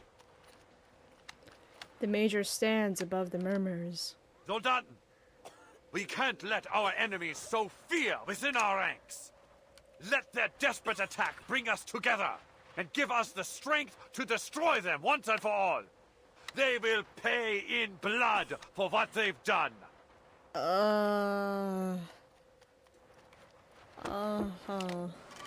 The mingling of voices turned into an ominous hum within the trench. Was zum Teufel? I thought this was finally going to end. I can't. I can't even force myself to care. Nope. With hate and rage, they scheme to destroy our fatherland. But we march against them with strength and cunning of wolves. Will you stand with me, soldiers? Will you stand for the Kaiser and for victory? They're good. You've shown me your steel, soldiers. You are the pride of the fatherland. Victory lies ahead, ready for the taking. Now take up your rifle and get back to your positions. They're dead. With his impromptu speech over, he drops down from the firing platform and leads a further cadre down the line. 2nd Company's new recruits, tote bags so heavy they took liable to sink into the mud. The company's vets close in to offer relief. Ach, Frontischwein, what's that you're holding? You got a fresh tin? Eisencow? Sausages? Their questions slide off the recruits, slipping down through the cracks of the boards at their feet. Some glance up from from under oversized helmets. Wide eyes, walking with the tattered vets. God! Did you see the way they looked at us? It was like there was nothing behind their eyes. Erich, did you notice? I don't think they understood a word you said. Oh. Shameful. Wait. Eric throws a hand in the air, shaking his head as he walks off. But Wilhelm musters up his sense of obligation as company commander, patting a recruit's helmet enthusiastically. Come on, boys, follow me. I'll show you to your dugout. Mind the gaps on the duckboards. Herr Hauptmann, perhaps first we should drill them on keeping their heads down and avoiding artillery. Remember how many comrades we lost in our first days? Not now. First we need to... Oh! Oh. Great, they are dead. Take cover! Get in there, move! Well, they're dead. Great. Trenches. Alright. We've learned... Yeah, we've learned. Swap. Program activated. What's the... Oh, don't tell me this is like Move! Gott im Himmel, you're not bulletproof! Uh-huh. Watch my hand. I'll tell you where to run, understood? In Deckung, boys! Come on, don't just stand there, follow me! Everyone's panicked! Rudolf, give me a hand. We need to get them moving. Alright, is this the... Yep, only set to 1 damage. Means all statuses cannot be healed is set to 1 damage. When it's destroyed, plus 5 moxie. Okay. Selects 1 character, shift, grants. Makes 1 character shift 1 position forward. Grants 3 stacks of deceptive facade. What does that mean to them? I'm getting the Wild West vibes. I mean, this is... It's war. It's... I'll handle the tech support. Alright. They're set to only take 1 damage at a time. Okay. Alright, we have Fatutu instead of Ezra. Okay. It's war. Charging.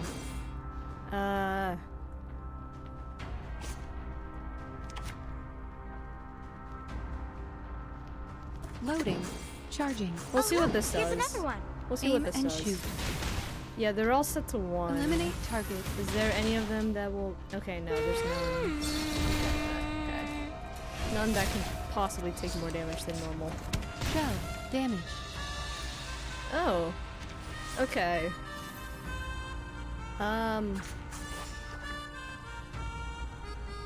2.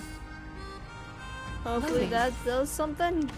Charging. Hopefully that does Time to crack something. some codes. The light that illuminates all. Barrage. According to my calculations,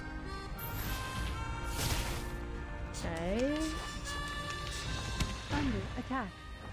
12 damage. Oop. What's the thing again? What's the thing again? I didn't get a chance to actually read it. From turkey tacos and small workout. Well, welcome back. What's revealed?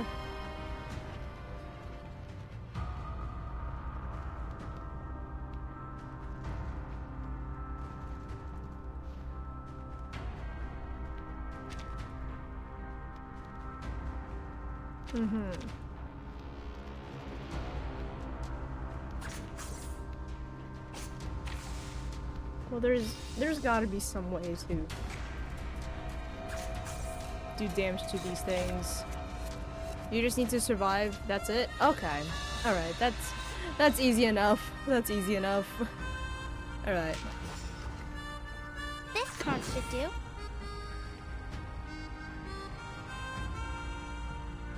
Oh look, here's another one.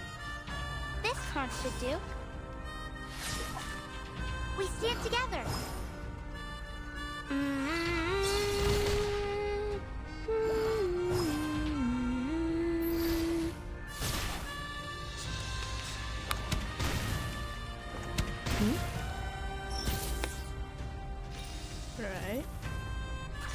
last 4, 3. Okay.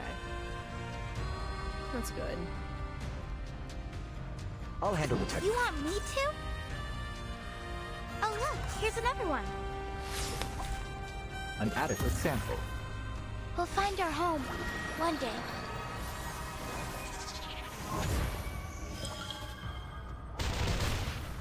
One. You are not welcome here. We stand together. Alright, how many turns do we need to survive?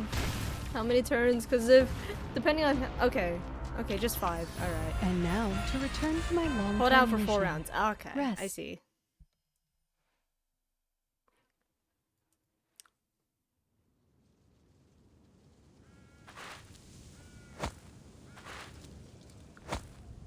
I was gonna say 20. Oh my god.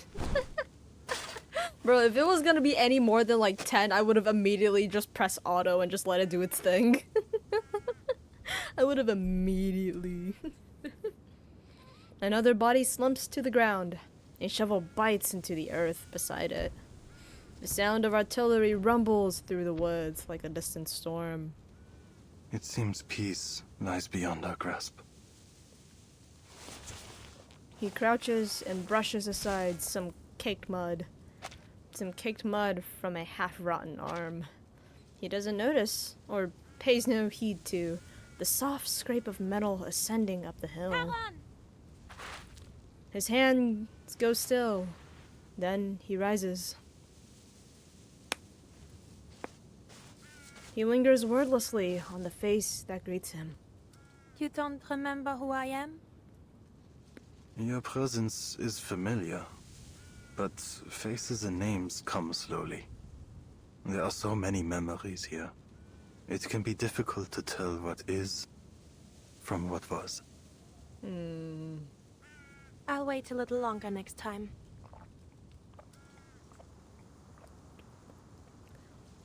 Marcia turns her eyes to a stone monument placed at the base of the hill. The Patriots. Did you make the cenotaph? A slanted slab laid flat on the ground, etched with elegant carvings. A stranger brought it here. A gift for the dead.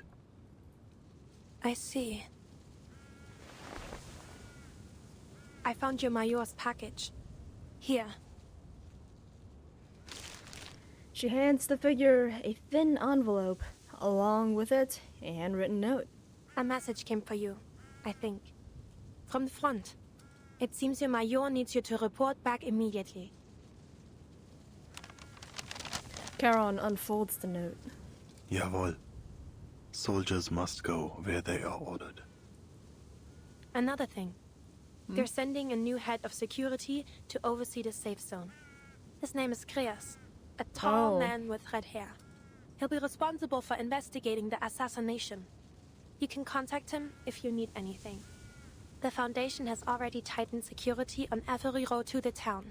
I don't think you'll run into... She appears once again on a weed-choked dirt path. Any danger on your way back? Speak of the devil. Rain cloak, rifle, that distinctive headpiece. Marcia could never mistake her. Yeah. Marcia steps forward, only to be blocked by the gravekeeper. The dead rest here. They have seen enough violence. You don't know what she did. She... A burst of breathy air rushes out beneath clenched teeth. Though she tries to restrain herself, her hand climbs up to the sidearm at her waist. Do you know her? She brought the cenotaph to honor the dead. Oh.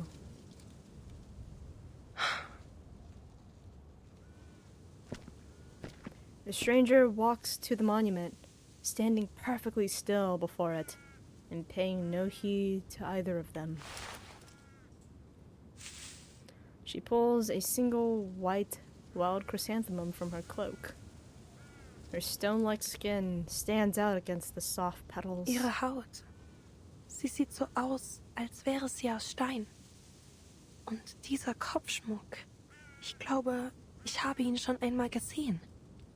Könnte es sein, dass du... Then a soft rumble, grumbling chant. Even without hearing the words, she understands what it is. Prayer.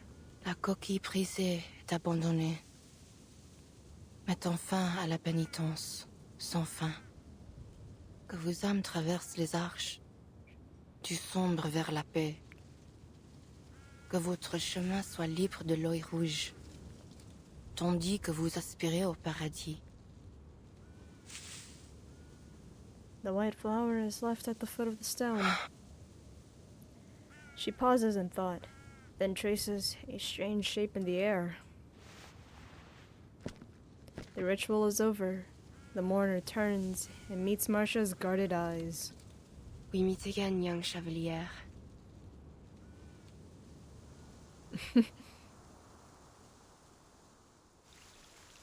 Oh, come on. We need to see more of them now. I demand to see more of them.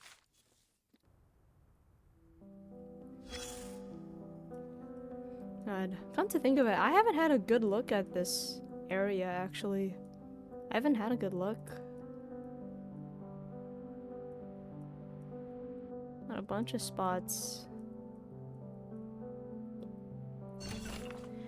Cloak and statue. In times of war, unreliable information spreads faster than truth, making it impossible to separate fact from fiction. Heard about the Sentinel last night. Too dark, a figure wearing a cloak. Label. Took out General Mathis. Might be playing both sides, either warmonger or... doesn't... It's no rifle, that's a... She's got wings silent as a bat. Those church gargoyles? Oh. Wings were her cloak. Bullets hit her. She didn't even flinch. Solid rock. She died just after dawn this morning. Oh. Oh.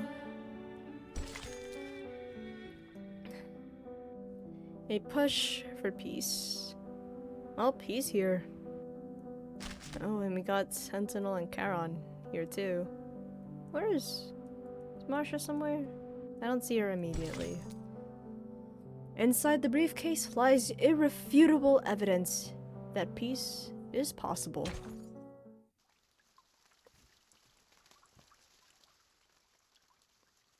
Alright. The stranger studies Marcia again. He that is slow to anger is better than the mighty, and he that ruleth his spirit than he that taketh a city.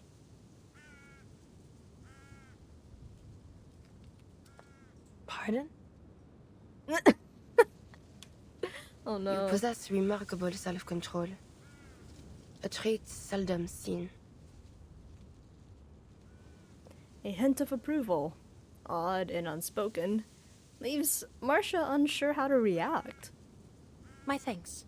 But I have a question. As I have one for you. Why did you kill the Colonel?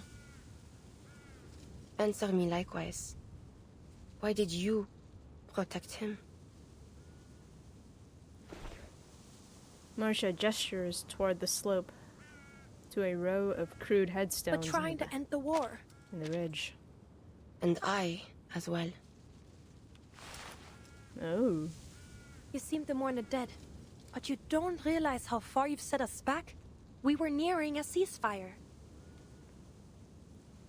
Petals from pale flowers tumble in the dry wind. Sentinel leans forward, gently shielding the flowers from the wind with her cloak. Aww. 6 years and the war rages still. Do you think ending bloodshed is as simple as to say, 'tis done? Have you any mind of the mission the Foundation pursues here?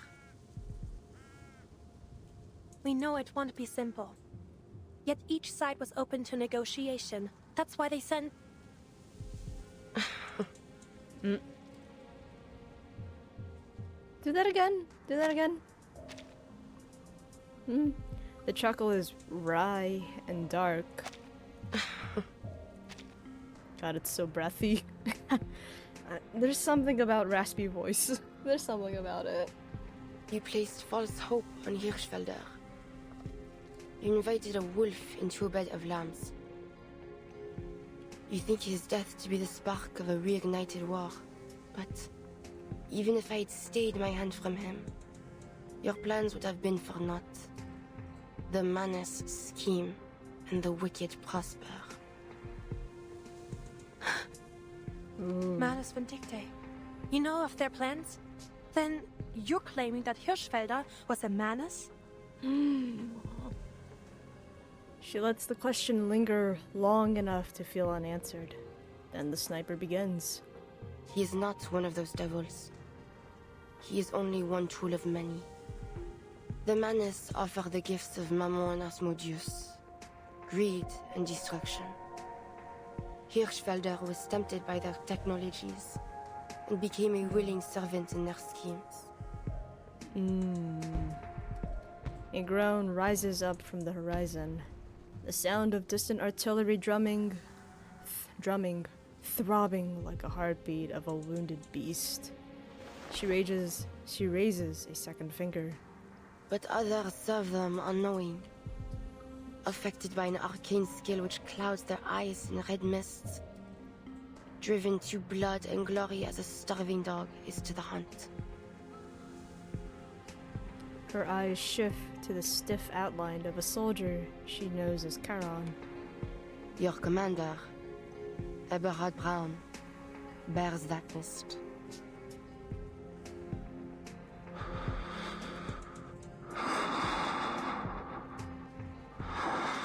A lot of breathing. A lot of heavy breathing this chapter. It takes a moment for the words to find some impact. When he speaks again, there seems to be a change in his voice. Then will you see that death comes to him, as you did Hirschfelder? Oh. That is not yet certain. Now keep him breathing. Without purpose. What's up, Frat?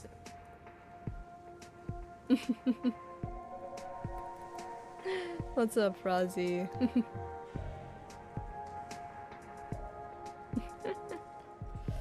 What's up? I don't think I've given you a shout out yet. I don't think so. But there's the shout out if I haven't given one already. How have you been? How have you been? Charon does not seem to find a reply, his mask concealing any trace of emotion. What you just said about the Manus, can you confirm any of it? The Foundation could make use of any intelligence you have. We may be able to save these peace talks, but we will need proof. Just playing Cobblemon? Ooh, that's fun.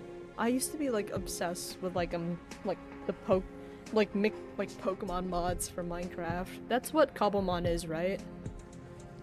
Yeah, because I used to be obsessed with things like Pixelmon.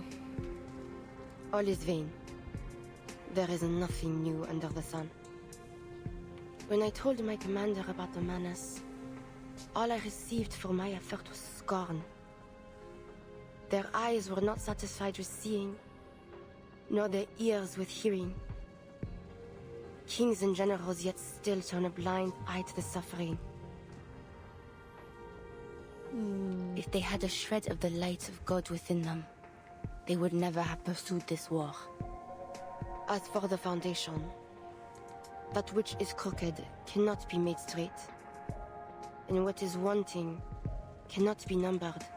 Yeah, just mob spawns I have no increase. faith in them.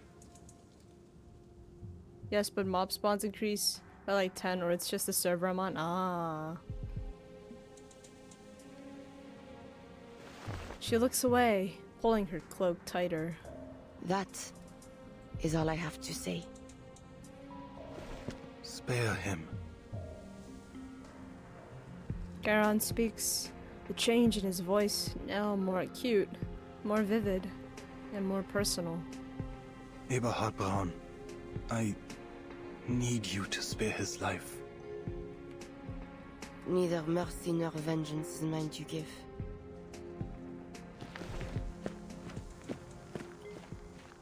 Ooh.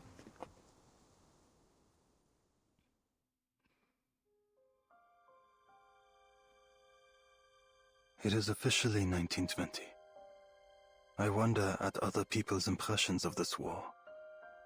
From what I've seen, there are two contrasting views, though in various forms. One of heroism, and the other, sadness. There is one truth which I have found bridges both of these visions. Despite how cruel it may sound, this war is the prelude of a new era. I have to believe that, because if this death and destruction so unparalleled in history does not herald change, then there is no hope for humanity. There's 24? Okay, there's 24 nodes? Ah. Time is around 10 hours, gotcha.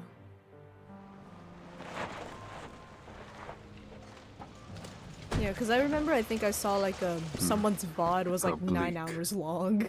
Someone's VOD was like 9 hours long, so I think going through the story itself is probably close to 6.5 hours. That's my guess. But we'll see. The leader of the 12th stands on the streets of Montpellier, looking over where Colonel Hirschfelder was killed. By the time he arrives, all other military forces have withdrawn.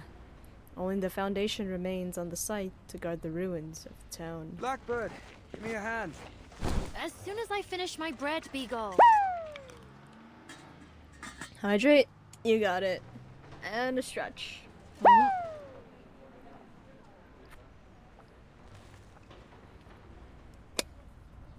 There's your hydrate.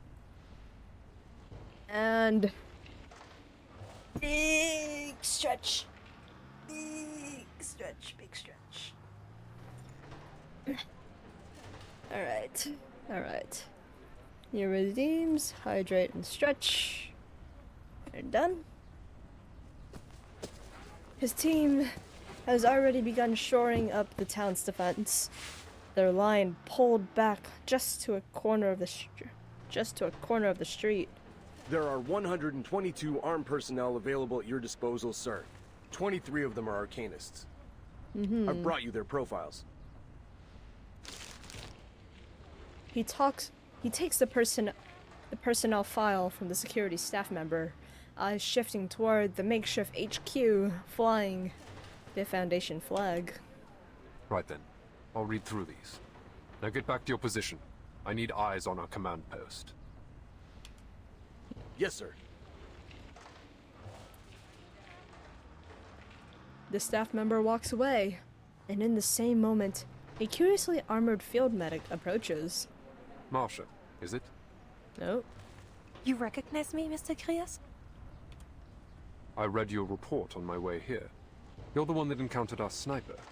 Twice now, I hear. Ooh. Correct. I have some additional details about my encounters. The first is that I appear to have been followed out into the forest the first time. I was warned on my device just after the shooting. Never mind that. What about the other thing? Oh. That doesn't concern you? Fine. The other thing is that I have reason to believe our sniper is a gargoyle. A gargoyle? There are records of gargoyles participating in this war as part of arcane skill response units. They're able to petrify their bodies at will, making them immune to small caliber arms. And I believe they're able to render themselves undetectable. I mean, if it's stone, you wouldn't be able to pick up anything from stone, I guess. Or it'd be very difficult. Sounds as if you fought them before. The assumption pierces her more cleanly than any bullet, but she forces the emotion down, giving an answer as truthful as she can bear. You could say that. It would go far to explain how she managed to enter Morpay without being noticed. I'll have to ask HQ to send us a counter-arcanum device. She shot the colonel, but then slipped out, leaving our own agents unharmed. We can't be sure of anything, but we can't rule out that she may possess reliable intel about the Manus. She does know something. Rushed footsteps interrupt Creius' thoughts. Mr. Creius? Oh, who is you? The newcomer is obviously out of place. The sort of well-dressed that usually comes with fanfare. I'm Herr Georg Kramer from the Interfactional Committee. I've come on behalf of the Reichstag to start another round of negotiation with the Foundation. Didn't you get the message? The parley has been cancelled, Herr Kramer. Seems there's no more room for negotiations. My job now is to investigate the possible involvement of Manus Vindictae. The visitor steps forward. Though he lowers his voice, a trace of urgency and excitement leaks through. Precisely what I'm here for, sir. We received a warning from the Foundations that Manus Vindictae has infiltrated our armed forces and is attempting to usurp our rightful authority. I am worried this may be true. I do not intend to lie, sir. Germany lies on the verge of total collapse. Both politically and rationally speaking, we have no reason to continue this war. Yet it seems our army command is out of control. They are determined to drive this war to its bitter end, regardless of the misery and death they are causing. And I have reason to believe the Manus are behind it. I take it Army Command is not aware of your visit then, Herr Kramer. The observation is sharp, to the point, and quite obviously correct. Perhaps to reassert to some authority, the man arches his shoulders back, adopting an almost regal pose. I represent the majority of the Reichstag, sir, as well as the office of the Imperial Chancellor. We are united now. All we need is some hard evidence. If it can be proven to His Imperial Majesty and to the Reichskanzler that Army Command has been infiltrated by this Manus cult, I am certain we will have the authority to end this. So, you're asking me to share the results of my investigation to root out the rotten apples in your army? I am, sir. We will do everything we can to restart the parley once we take control. His head bows deep and serious, though the sudden winter wind tosses his hair and collar out of place. He pulls in a deep breath. And we're willing to reach a ceasefire on certain conditions. I assure you, I'm not just saying this because of my stance. For the sake of my country and its people, this war must be stopped.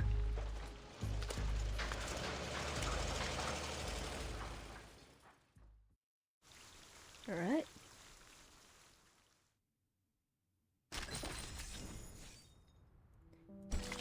Alright. Under the veil, the bullet spares neither the kind nor the cruel. All are caught in the same tragic fate. Well, they're dead. They're dead. They're dead. God, the fact that it's all like scorched here, right? It's all scorched along this line. God.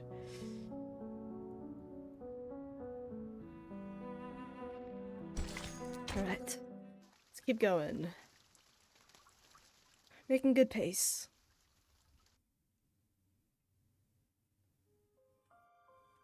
In the first 3 months, I had no idea who I was fighting, or what lay on the other side of the trenches. It was as if there were a black wall standing between us and our enemy. They could attack at any time. I can't sleep. I don't want to die. I don't want to see their faces. I don't want to know what our enemy looks like. And worst of all, I don't know why. If you see them as human, you'll see them as your brothers.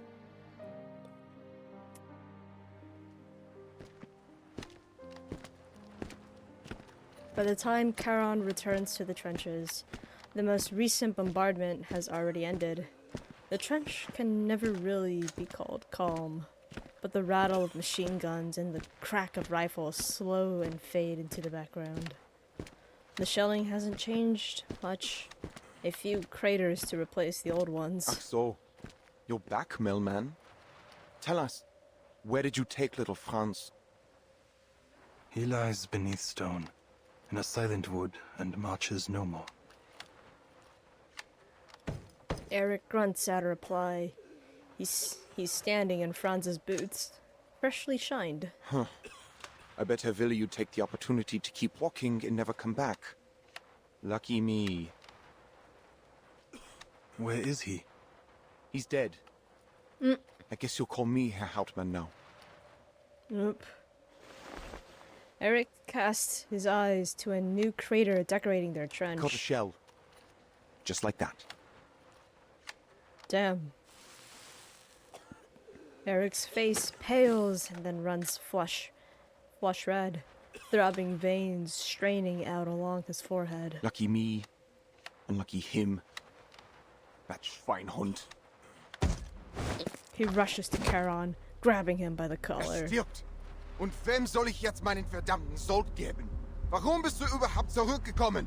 Wir haben schon genug Geister in diesem verdammten Schützengraben. Eric pulls Charon up and tosses him against the trench wall. Du schlendest hier einfach durch und holst unsere Brüder. Du begräbst sie. Warum? Warum darfst du zurückkehren? Und sie bleiben tot. Willst du uns verhöhnen? Charon slumps, but does not fall, making no effort to fight against Eric's strength. You gotta love the different language they're using. It's mad props to them for going this extra mile, actually. Mad props to them. Der Tod verspottet nicht. Und er kann auch nicht aufhören, zurückzukehren. Er ist ebenso machtlos wie jeder andere Soldat, seinen Dienst zu erfüllen. And I think the fact that they're using these languages serves the fact that, in the end, most of these conversations they're having are in whatever language they're speaking. It doesn't happen in English. Most of these conversations, they are not in English at all. We are receiving translations of these conversations. Welches Schicksal uns erwartet, bleibt verborgen. Sein verschlungener Pfad zeigt sich erst, wenn wir ihn betreten. Niemand wählt die Stunde, in der der Tod ihn findet. Scheiße! A curse, flat and empty, and just like that, the fire and fury are gone from him. Soldiers walk by, look away, and continue their work. 100 pairs of eyes, and each of them numb to the chaotic scene. I just want to keep myself in one piece when my time comes. Better make sure I look good for my funeral, right? Now, off you go. Uh-huh. Sir, there's movement coming from no man's land. Oh. The spotter interrupts their standoff, handing Eric a trench periscope. What? Eric grabs the scope and crouches to the nearby... That's just 2 soldiers. Could it be a trench raid? Nearby parapet. I don't think so, Herr Hauptmann. Why would they go over the top in broad daylight? Look, they're waving their arms. Huh? What are they doing? Wait. Their hands are wrapped in bandages. Is that a problem? Eric returns the periscope to the spotter. Keep your eye on them, soldier. I think I know what's going on. Hmm? The living walk over dead men's ground. Deserters, I'll bet. I heard some soldiers used to shoot their own palms so they could be sent back to the rear. But they reward that kind of cowardice with bullets nowadays. Do they come seeking death or life? With all the officers keeping their heads low, maybe they decided they don't want to do the punishing themselves. Just kick these poor bastards out of the trench and tell them to walk till they drop.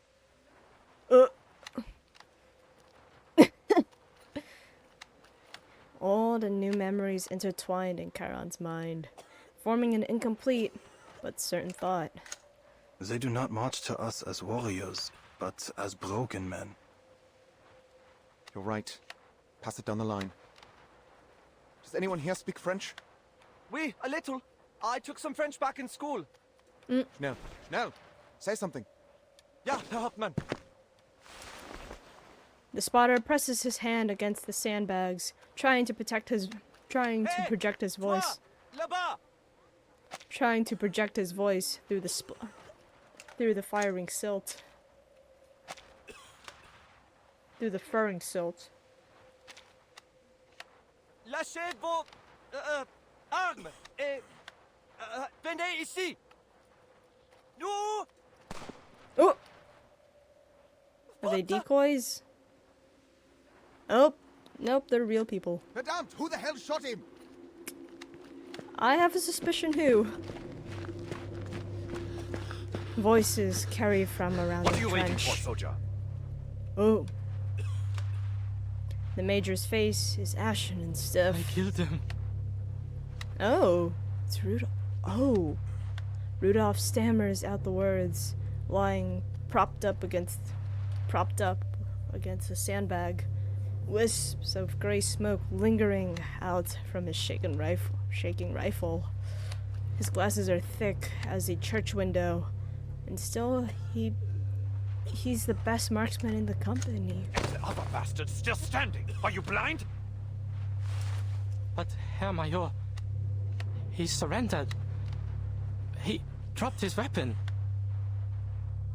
It's a trap, you idiot. They have a bomb or some kind of infectious disease. Do you want to keep him, soldier? You going to share your rations with him? Herr Major, we're supposed to accept all prisoners. There are camps to send them to, or even the safe zone. He pulls his pistol and points it at the marksman's chest. That was an order, soldier. You are to shoot that fallen devil, or I'll send you out to test if their snipers are as spineless as you are. I... Major. Rasping voices ripple down the trench as bodies make way for a figure moving like a charge in slow motion. This war changes... It does. Man... Major Braun turns toward the sound. Carl, what took you so long? Don't you know I could have you shot for dereliction of duty? Punish the guilty then. But the man that stands alone is innocent. Spare him. The statement is stunning in its sharpness. Defiance is not a trait Major Braun has come to expect from him. You are not entitled to challenge my authority, Sergeant. His war is over. His blood should not water these fields. Feiglinge!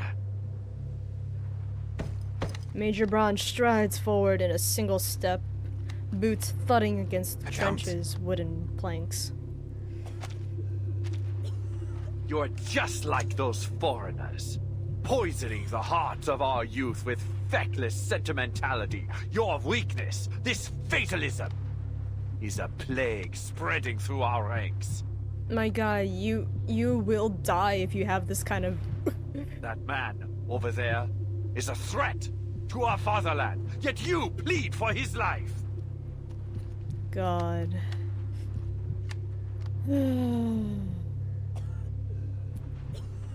A single, unblinking stare sweeps over the gathered soldiers, cowering each man into silence. I won't let this cowardice ruin our nation. We will keep fighting until no man alive stands against us. Only through their blood and our tireless sacrifice will we grow fearless and retrieve the glory of our birthright. My guy, you're starting to sound like a certain someone. You're starting to sound like a certain really terrible person in history. You're starting to sound like him. And I don't like that. I don't like that one bit at all. There is no glory for the dead, Eberhard. Only suffering, guilt, and regret for those that remain. No courage is found in the blood of the innocent. Only stains that can never be washed out. They did so good with the ambience in here, though. They did so good. This kind of tense nature right here. Tense and grim. Unsinn! I remember you. Major Braun, my old friend, would never say these things. What lies were whispered in your ears by Manus Vindicte? Shut up! That's slander! Who told you that? I do not slander you, Herr Major. Explain yourself! Explain all of this! No. The man roars, and for a second time, Charon is slammed against the trench wall. Lügen! Manus Vindicte! Was soll das heißen? These are not your eyes. Antworter! Oh. But the man's fire does not temper. It bursts. Charon reacts too slowly to evade the pistol as it smashes. Charon reacts too slowly to evade the pistol as it is smashed across his head. Yowie and Yuri in one patch. Oh man. Sorry, not sorry, Blue Pog. Thanks, Blue Pog. Oh, thanks. Major Braun's eyes are fixed on the pistol in his hands, anger placed with shock.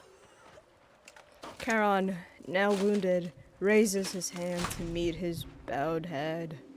Beneath the curtain, something seems to crack.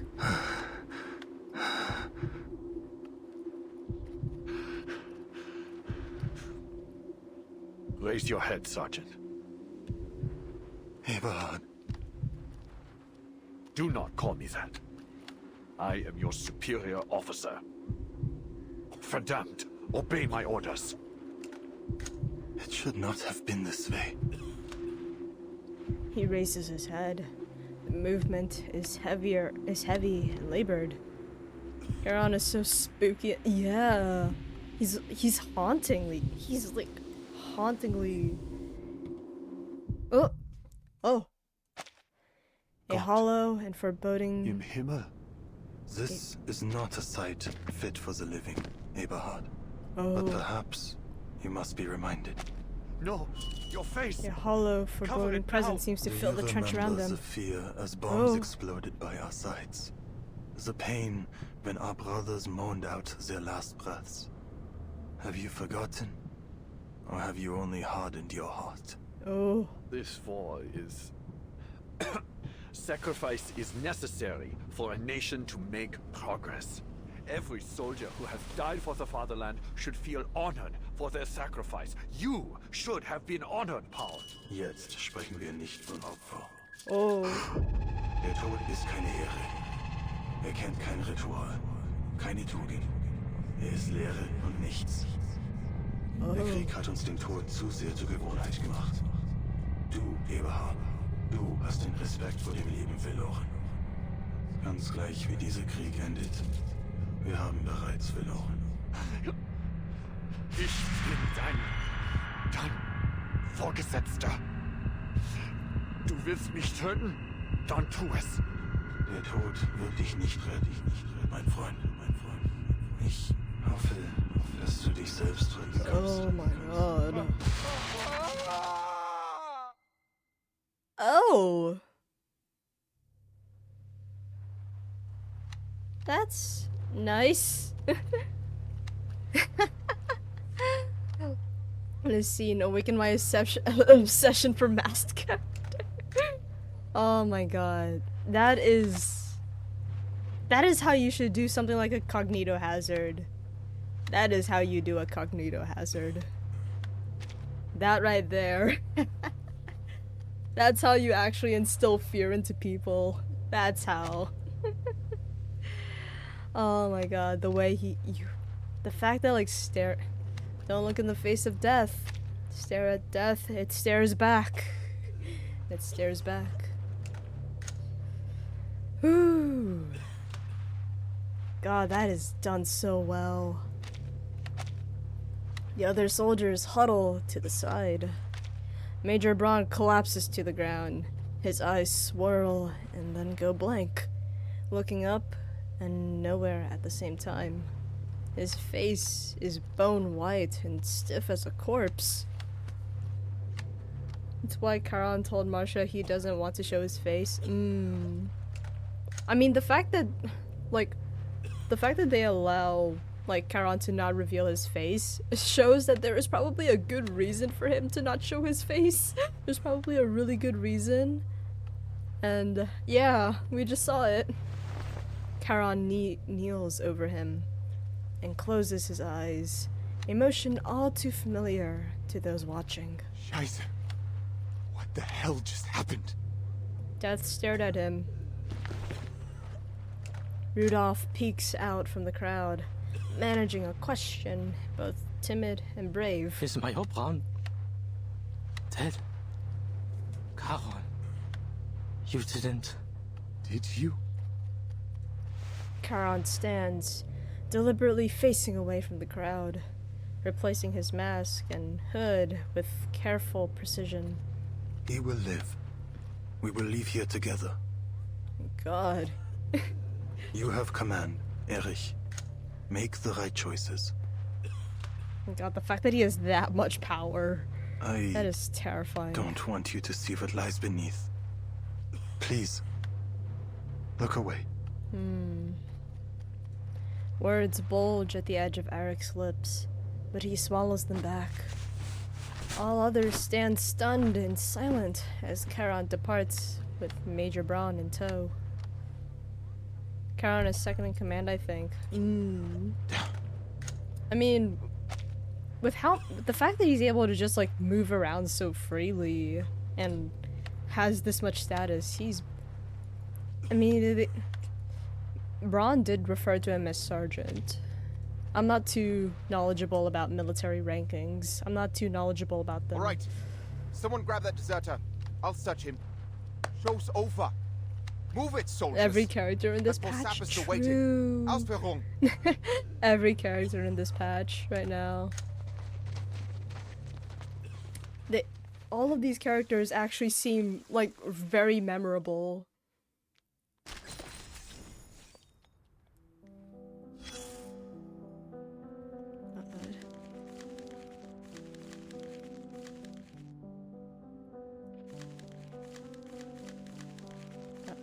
Looking at these dates now. Look at these boys. They left home with puffed chests and confident smiles on their faces, thinking they'd go to the front, pull a few triggers, kill a few enemies, and come back as heroes. We go to the sandbox area? But when their feet hit the soil, they turned pacifist, it seems, wounding their own hands rather than their enemies. Their mothers should have begged them to stay, not waved their handkerchiefs to see them off. They had no choice. Really? You think death is the only option? I mean, if they're drafted, it's either you get drafted or they'll come after you and drag them out of your home themselves. If you're drafted... What could possibly be the point in that? Bro, if they want manpower, they will get manpower. If that's what they want, that's what they will get. Don't tell me you believe there's glory in dying on the battlefield. The thought makes me sick. There is no glory. Look there. At the lifeless body laid flat in the mud. He couldn't even muster the courage to flee. So he bribed a fellow soldier, a man he barely knew, with 3 cigarettes to surrender with him. He died, killed in a moment of pure, senseless hatred. And the other lived, saved by a flicker of mercy. Where should his mother aim her grief? At the officer who changed his mind just a moment too late? The officer will be pardoned. They'll say he, too, was a victim of this endless, miserable cycle of hatred. So tell me, please tell me, to whom this rage should go, and I will take this kitchen knife and plunge it into their heart. The rage should be pointed to the ones who are actually responsible for this war. She went from auntie to stepmother. That's where your rage should be. The ones not on the rage shouldn't be on. Your rage shouldn't be targeted towards the people on the battlefield. They should be targeted to the people orchestrating this war. That's what I believe.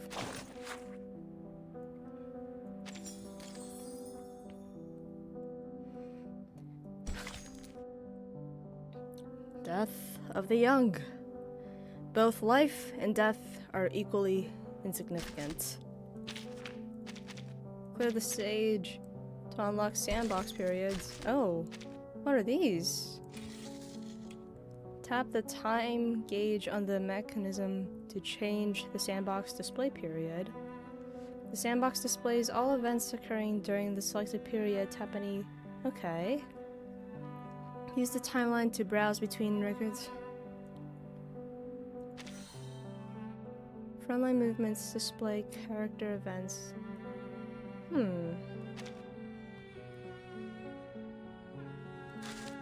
Uh-huh.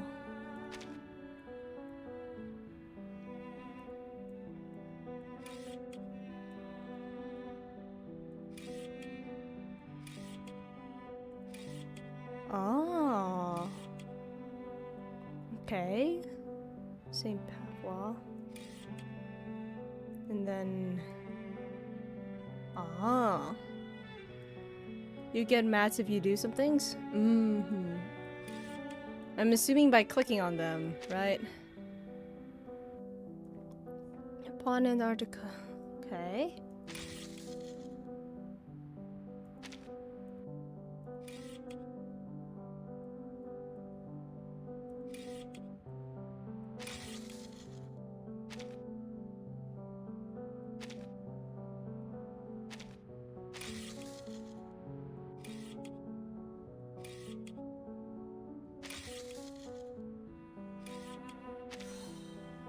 Oh, the sandbox event. Okay.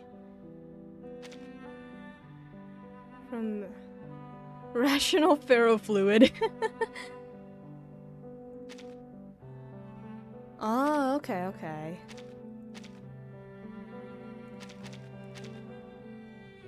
Sure. Okay, okay, it's like, alright. I think I get it.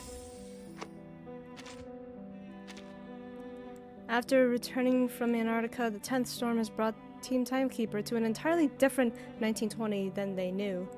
One that does not match the history books.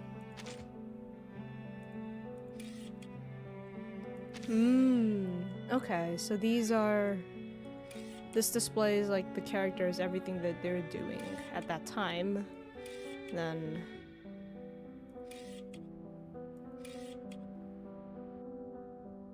Okay.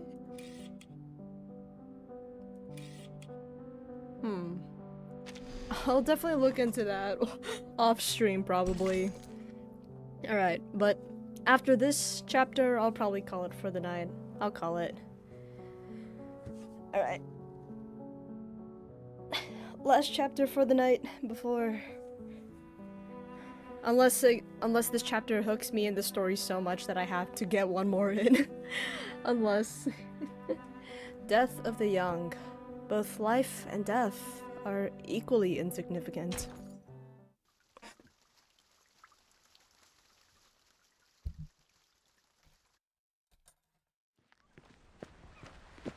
Don't worry so much, Paul. We'll find glory on the battlefield. No man That's fine, can I'm doing stop 5 us as notes a long as we day. stick That's a together. good rate, actually. That's actually a really good rate. Come on, let's join the war and prove I mean, going at ourselves your to own Herr pace Nürnberger. is like Think the how best proud your is best parents for will you. be. They are son of war hero. Eberhard! Verdammt! Where's Dietrich? He and Becker are dead. Grab that gun. We need to go. Move!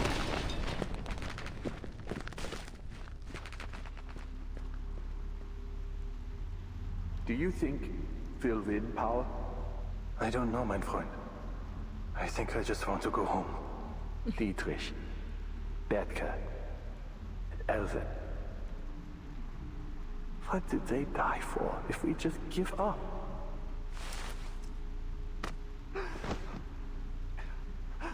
Hang in there, Paul. The only way to make their sacrifice count is to win. We promised we'd go home together. Paul! Paul!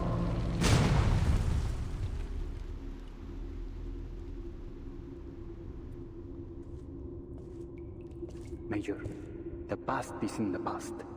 You can't change anything by letting yourself be overcome by sorrow. Don't forget that victory is the only thing that matters, and we can give it to you. Give it to me? How? I'll make you a true hero. One without fear or hesitation.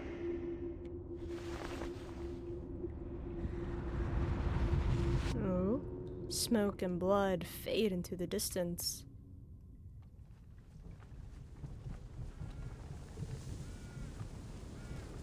Eberhard lays on a wooden board, dragged by some unseen force. He swallows air like a drowning man, and immediately the foul stench of decay fills his lungs. The dragging stops. You're awake. Oh. Paul? But the man behind the mask says nothing. He only offers a hand. My head hurts. Eberhard struggles to adjust to his surroundings, taking a long time to find focus. Where are you taking me? Mompe, the Foundation may have some cure for the spell you have fallen under. No. No. Oh? Still dazed after the ordeal, he can only mutter in denial. He looks around, searching for something to brace against. Eventually finding the ground, he takes off his hat and scratches at his straw-like golden hair. Gott im Himmel. What did I do? He still can't find his breath, each gasp of air only making the choking sensation worse. That deserter. I ordered Rudolph to pull the trigger, but I was the one who killed him. The other lives. Eri saw to that. He wasn't the only one. So many have died. And I was the one that sent them to their death. Eberhard lowers his head, holding his gaze at a small patch of soil beneath him. Charon watches him, adjusting his dark cloak. Do you remember, Paul? There was a poem, like Goethe, no, Schiller, maybe. Ah, those days at school feel like a fairy tale now.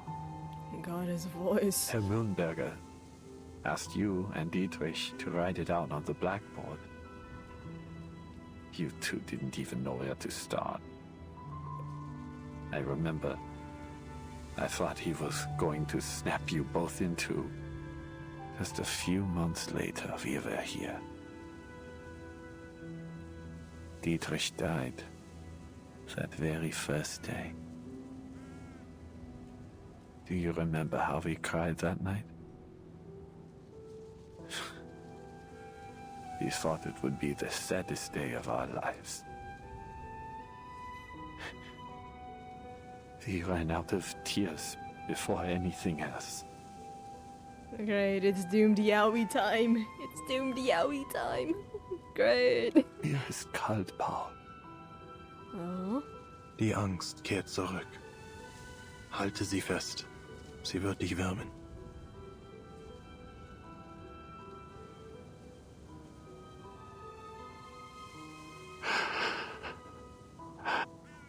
Eberhard clenches his teeth and braces himself. This is the place you found, isn't it? Where Franz was buried. He lies below us. There are so many graves. But I am still alive. Why, Paul? Why am I not lying among them? We don't get a lot of Yaoi moments in reverse. The only other time is with Jay. Ah. The living speak of luck. The rest are silent. The answer doesn't satisfy, but the lone survivor cannot find a new question. Or Ulrich and Enigma. Those two bickering. I love their bickering. Ulrich and Enigma. The answer doesn't satisfy, but the lone survivor cannot find a new question. After a long silence, he speaks again. I wish I could forget it all now. If I didn't know what happened, I wouldn't... No. No, it's not right for me to ask that. But I'm still alive. Is there anything I can do for them? That isn't a question for the dead. I can't tell you what to do, Eberhard. Eberhard reaches to his coat pocket, but finds it empty. He stifles a helpless grunt. You mentioned Manus Vindicte. You remember? What about the Foundation? You talked to them too, right? Do you really think they can stop this war? With the right information, yeah?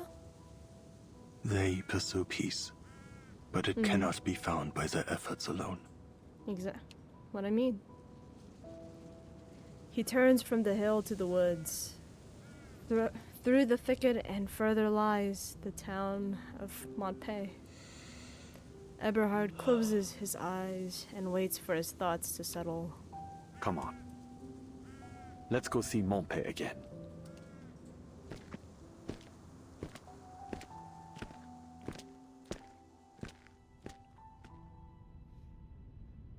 Oh, back to here. I was about to pay a visit to Herr Mühlenberger when someone from Army Command said the colonel wanted to see me. I was taken to a meeting room with many other officers. I recognized them. I knew many had just been promoted like me. Colonel Hirschfelder showed up to give us a speech. Yeah. The same colonel who was assassinated after the parley. The time has come when our nation calls for heroes, he said. With our foremost goal to create a prosperous new world for our children. We have fought valiantly, and now the war turns in our favor. We stand but one step away from total victory, yet it is at this very moment that our soldiers have lost their courage. They waste their time looting every barn, cellar, and shed in search of treasure, and drink to numb their fears, delaying our operations. Their greed and cowardice have spread through our army like a malignant tumor. Fortunately, we have found a cure. An organization that believes in the promise of our victory has provided us with an extraordinary development. That's all I remember. I don't have a mind for technology, but it just washed the fear off me. Thinking about it now, we must have been like lab rats to them. As soon as they finished their ritual, we became so sure of our victory that we began yelling and singing as one. We were just fresh-faced boys again, thirsty for a war we'd forgotten. The hiss of static echoes through the spacious room, then fades. I think that's enough for now. That was a recording from a German major we encountered in Montpay. I intend to submit a report with full details, including his entire statement and an explanation for our inquiries. The head of the frontline investigation quiets, awaiting further instructions from the decision maker at the rear. Manus Vindicta is moving quicker than any of us could have imagined. But none of these makes sense. Pedra has returned from the front, still shaken from the assassination attempt. If they came to this era at the same time as we did, how could they have already infiltrated the military higher-ups in such a short time? Oh, they have hands everywhere. We've already theorized that Unintended. Arcana may now possess the power to rewrite history, which means going forward, any records from history as we once knew it will be unreliable for estimating their strengths.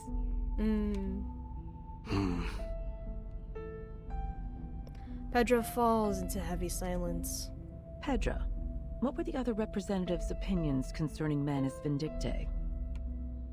They all denied its existence. I see. It seems as though we're left with no other option but to change policies. Yep, we gotta weed out and we already have some idea. We already have a decent suspicion that Manus is there. We just now have to outright prove it. No, we can't resort to such radical measures.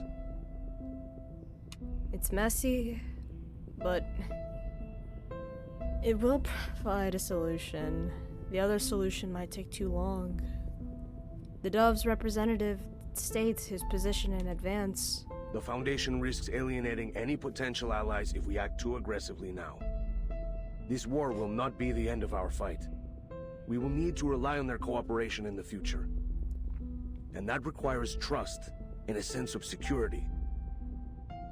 On the subject of governments, I have some news to report. Kreus' voice resurfaces in the conference A hall. man of the Interfactional Committee paid a secret visit to Montpellier, hoping to obtain intel about the Manus. A secret visit? Oh. As a fellow politician, Pedra immediately grasped at the true intent behind their visit. What did they say? Do they intend to use our intel against the heads of their army command? You've guessed it. If their government manages to rein in the army, it'll be much easier to reach a ceasefire. But if anyone were to find out, we might be accused of interfering in their internal affairs. Have you considered that, Kreus? Officially, the Foundation never made any contact with their government. All I did was have a candid conversation with a man about my concerns for his people. He stresses one key detail. At any rate, they haven't any reason to expose their cooperation with us. There are simply too many uncertainties to consider.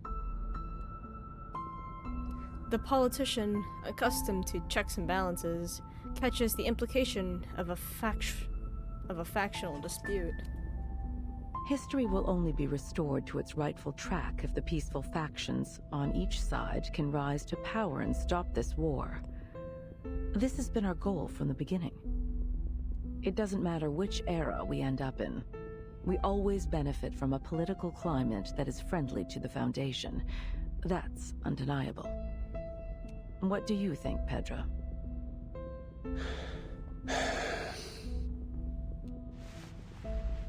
He removes his glasses and rubs his eyes.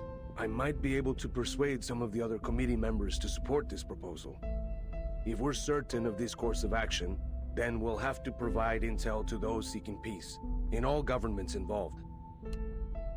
Good. No faction should put their own goals above those of the Foundation's. We'll need more to verify that Major's statement. Send investigators to search other regions and report everything they see. Kreus, continue your investigation.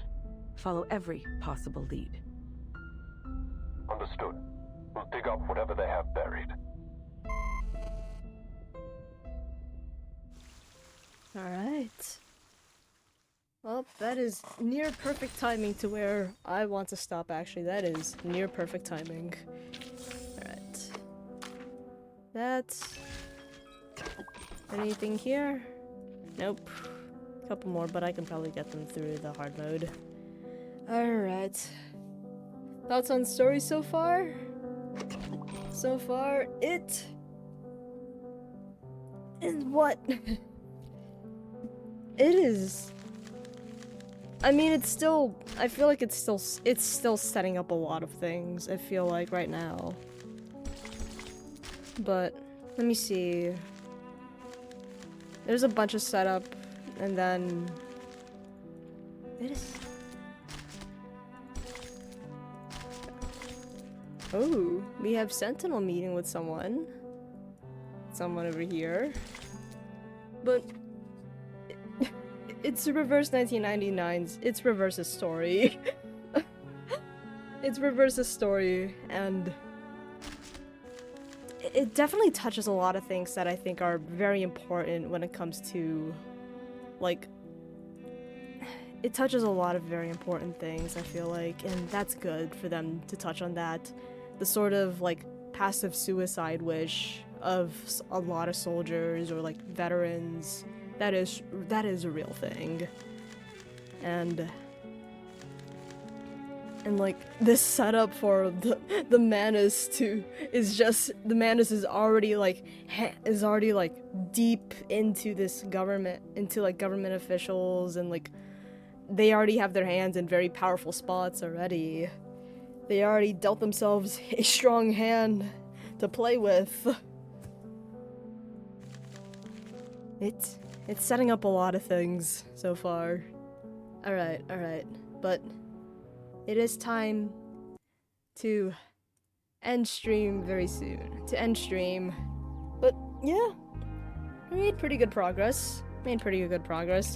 Hopefully, I'm not too sure when I can get the chance to stream this again, but yeah, I'm falling asleep, yeah.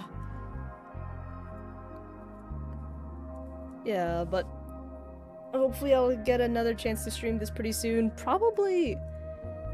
When does 16 days... Okay.